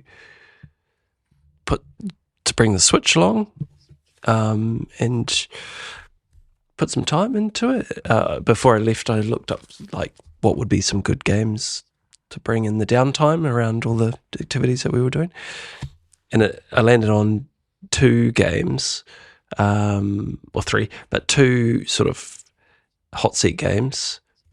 The first was Civ 6, which actually didn't get a look in because the other game was Worms, WMD. Oh, Worms. Which was just a classic. massive hit with the kids. We jammed it on the aeroplane on the way over, and then I would wake up in the morning and they would have like squeezed in like 3 games, and then Nice. before we set out for the day, it was just a really nice sort of like in between thing to just fire up the Switch and play some hot seat stuff, or like we'd crash in front of the TV and we'll just like have a Worms game going in the meantime. Worms is so good. Yeah, That's a classic. it was so much fun. It was just like it was on sale, and so I picked it up for like next to nothing, and then it was just really cool using the Switch because I've never really used it for its portable purposes. Like I think the last time I would have used it was playing Pokemon Scarlet at home, and then I haven't really used it since. Yeah, which it was cool because last episode we talked about mobile devices, or handheld devices, and it was just nice to be able to put the one that I have to use. Yeah, that's good. Yeah. Oh, Clair Obscur update. Yeah, real quick. Making some good progress, which has been great. Oh, nice. I unlocked a new party member, which was very exciting. Which one was that? Well, how much can I say? I don't want to say too much because Oh, yes, Dave, there's a you haven't spoiler. played it, Yeah. and anybody else yeah, out of there course. that doesn't want spoilers. Yeah. I'm sure So you you've could got drop the name though, and then those who know, I guess. Okay, Minoko. Minoko Nice. is their name, and they're great. They're just a great character. Lots of fun. Yeah, I thought you'd be a fan. but You know, mysterious I was and like- funny and Yeah. weird humor, which is just great. Like really lands with me. That kind of odd humor. Yeah. I knew. Yeah, I Yeah. was like, when I unlocked the character, I was like, Nathan will be a big Yeah. fan of this character. There's this one interaction that they have with another unlockable character, and it's just so ridiculous. And so I find myself loving more and more with Clair Obscur is like that really like really left field humor. It's like, something bad's going down, and then like out of nowhere there's just like this really random weird bit of humor, and you're like, it's awesome. Yeah. It's like a really whimsical. Yeah. Like it does with the whimsical Yes. kind of. Yeah, it's like dark, but also very like, yeah. And there's a reason for that, but yeah. Yeah. It could be very silly. And it's quite often Yeah, like very silly. quite silly, but it's Yeah, also quite quite, often, often, yeah. not like very dark as well, but silliness is just Yeah. kind of like, well, it's like, it's at the right time. Yeah, that all makes sense. Yeah. And saying that I've just this morning, because I found this wee time frame in the morning where I have half an hour which I can jam it before I go to work. That's so good. So this morning when I put it down, I'm just about to hit what I think is quite a big, something big is about to happen. So I'm quite excited for that. I won't say too much more, other than it's in, in Old Lumiere, a part of the map called Old Lumiere. Yes. Yeah, and some stuff happens, and then there's this one moment where I was like, okay, I'm going to put it down, I'm going to come back, and then rip the Band-Aid off and find out what happens. So I'm very excited about that. Hopefully some answers will be given as to what the hell is happening. If I'm not mistaken, where you're up to, I think that might specifically be where me and Gareth had a chat about that when he was up to that part. Okay, but anyway, yeah, nice. Yeah, and then, potentially approaching the pointy end by the sounds of it. Yeah, it kind of feels like it might be, but then I feel like I've only just gotten started as well. How many hours? No comment. Around 20. Oh, yeah. Yeah. To put in perspective, I think I platinumed it in like 77 or something. Oh, wow. That was a platinum, though. That was a platinum. Okay. Yeah, but the platinum wasn't that much longer, was it? No. So I've got ages to go. Yeah. Man, okay. There's so much more game there. There's a lot of game. It's good. That's good to know. And I know my brother has spent like 150 or something ridiculous. Yeah, he's way more. He's like double. I don't know how. Yeah, massive. That's a lot of time. Yeah. I was done at after platinum. Yep. And I have cranked it back up to expert as well. Because I'd cranked it down. Oh, nice. Okay. Yeah. I was like, I wasn't feeling like the whole lose, repeat, I'd do it over and over until I beat it. But then I think I've got my characters are at a point where, and I think my own skill level has got to a point where I'm like, okay, I can beat this. I just need to like keep at it and take the limiter off. Yeah. Which has felt really good. Nice. Yeah, and I have lined up my next game after Clair Obscur, which is a game I've had my eye on for a long time, and I'm really excited because I picked up a hard copy of it on the way home from work today. Oh, it is Fires of Rubicon, the new Armored Core. Oh, Armored Core from Soft, of course, that makes sense. Yeah, man. And of course, they're so bad at putting their games on sale. So, like, I don't. Yeah, it's true. I don't pick. Well, I do pick them up day one if they're at Dark Souls.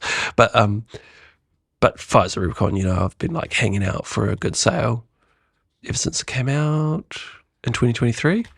23, yeah. Jeez, it's been a while already. Yeah, and JB was doing like a crazy sale, JB Hi-Fi. So I snatched that up.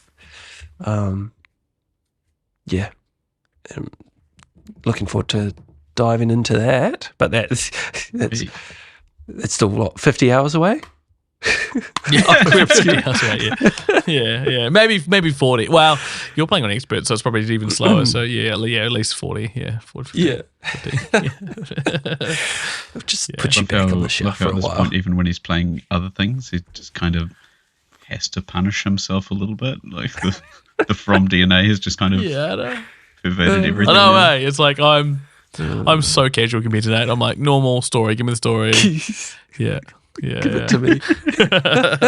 just I want to experience the thing, and then I want to move on with it. I specifically want to come up to watch the Elden Ring movie with you, and then just to see how frustrated you are afterwards. It's like, just come out and be like, I have no idea what to do.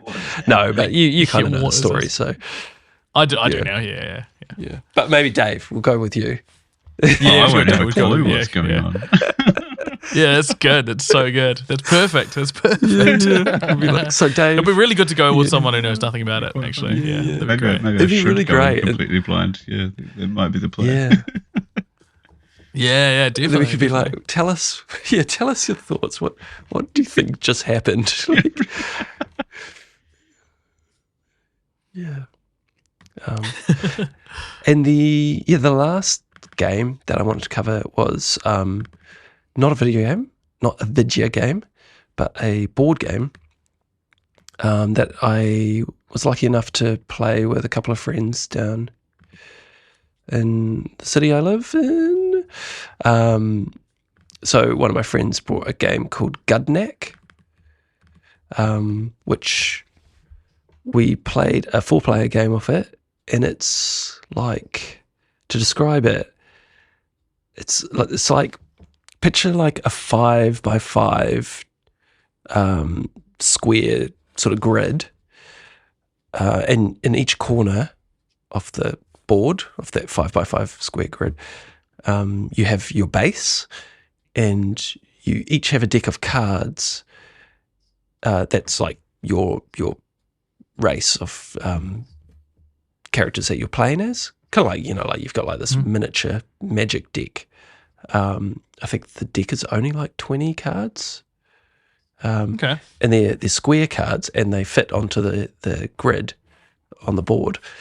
And your whole objective is to move your units. So you play your units into your base, and then you want to move them out across the board and lay siege to your opponent's bases. And right. because they're all cards, they all have like, they've all got special abilities when you play them, or when they die, or you can do things from the graveyard. I played as essentially the White Walkers race from Game of Thrones, like the undead. Oh, right. Yeah, right. And each race has like very different mechanics in how they play. My one was all about making everything, like all units, super weak on the field, including my units. But then my units could take out the other units and then resurrect from the dead, come back. Whereas I'm trying to remember what my other friends were playing. There was like one that was all to do with range damage. And then there was another one that was like, what were they? They were like some kind of animal that would summon demons.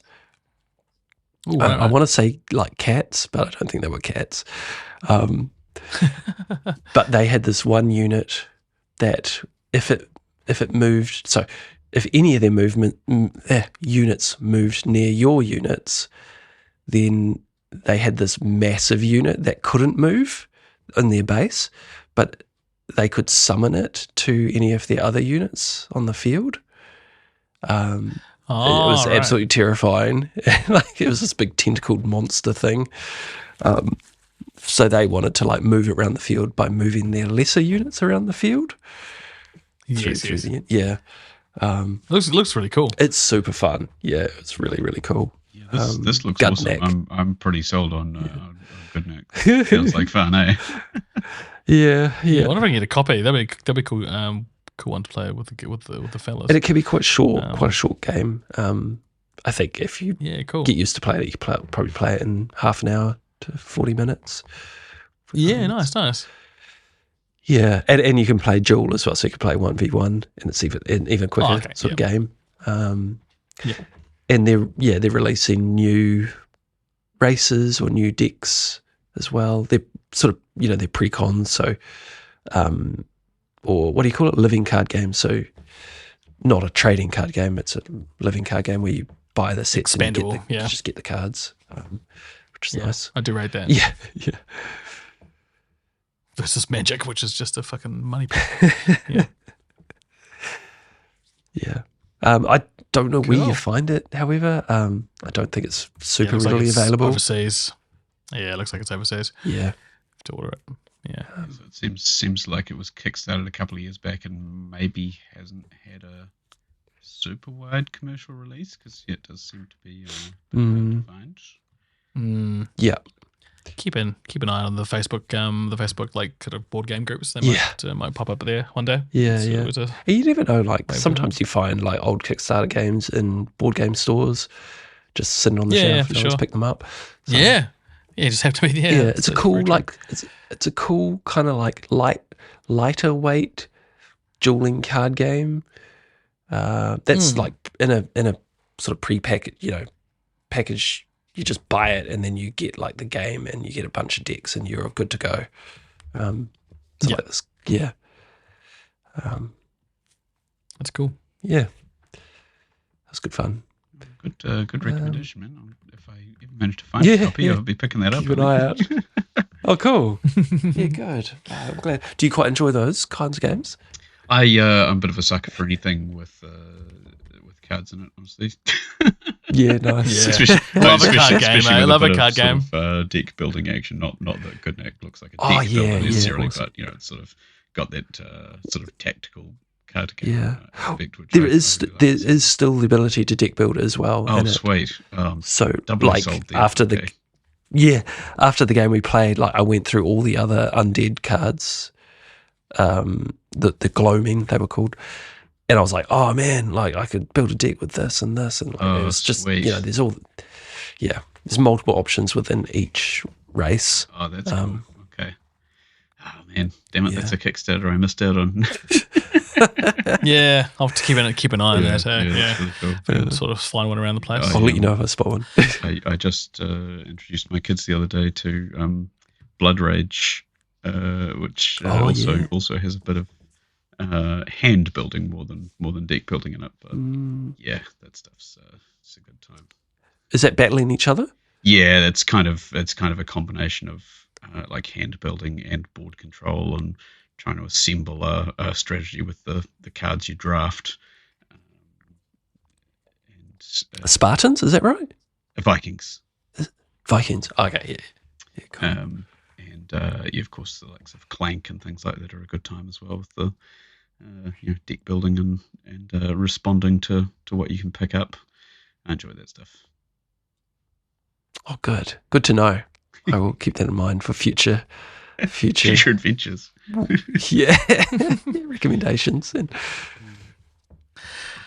Alrighty. Well, just before we wrap up, we'll just quickly go through Fantasy Critic. There's the only change really is that I've dropped down to fourth. I'm fourth now.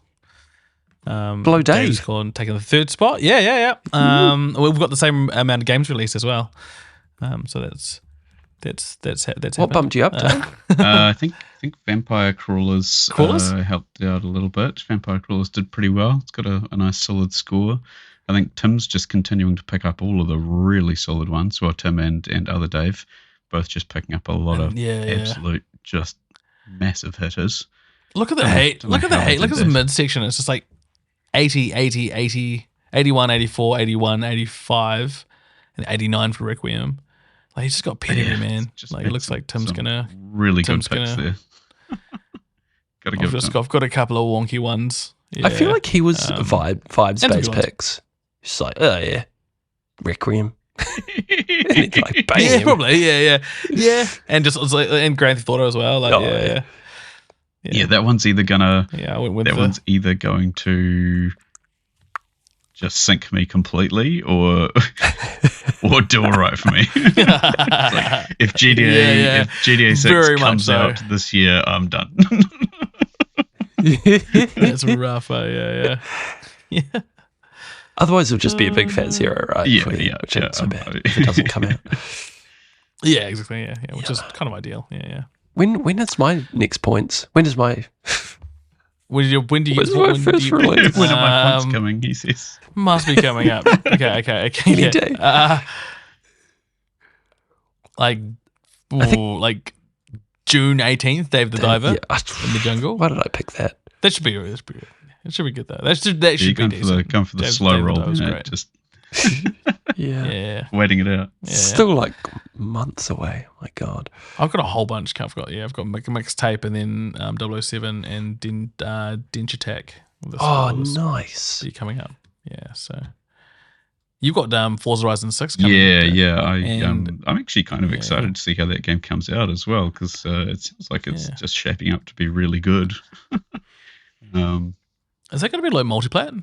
Like I have multi-platform, never or played any just of the like Horizon Xbox series, so and I don't actually know what the story is with the Yeah. multiplayer and stuff in it. But I do really enjoy a driving game from time to time, and I'm just kind of looking at this one going, man, this looks really pretty and like a fun time, like actually wondering whether I should Could be the one. even pick one up at some stage. Yeah. Yeah, for sure. Do you have a steering wheel at all? I do actually have a steering wheel. It hardly ever comes out of the right, cupboard. I read Yeah. I've got a real old Logitech racing wheel that I picked up at some stage when I was feeling particularly enthusiastic about like some of the early, Colin McRae Dirt games or whatever. Wow.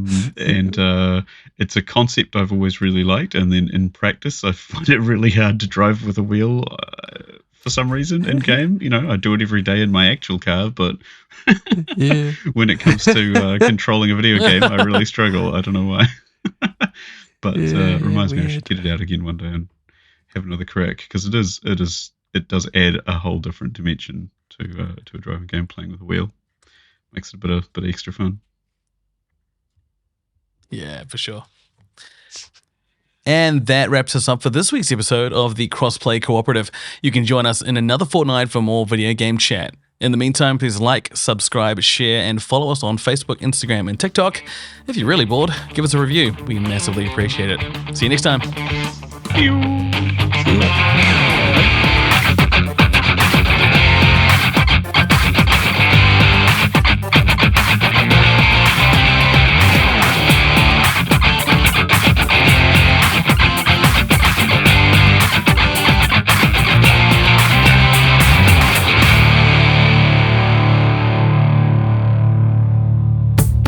The Crossplay Cooperative was hosted by myself, Nato, and Davo, with music and editing done by myself.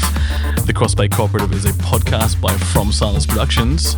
No Binturongs were harmed in the making of this podcast.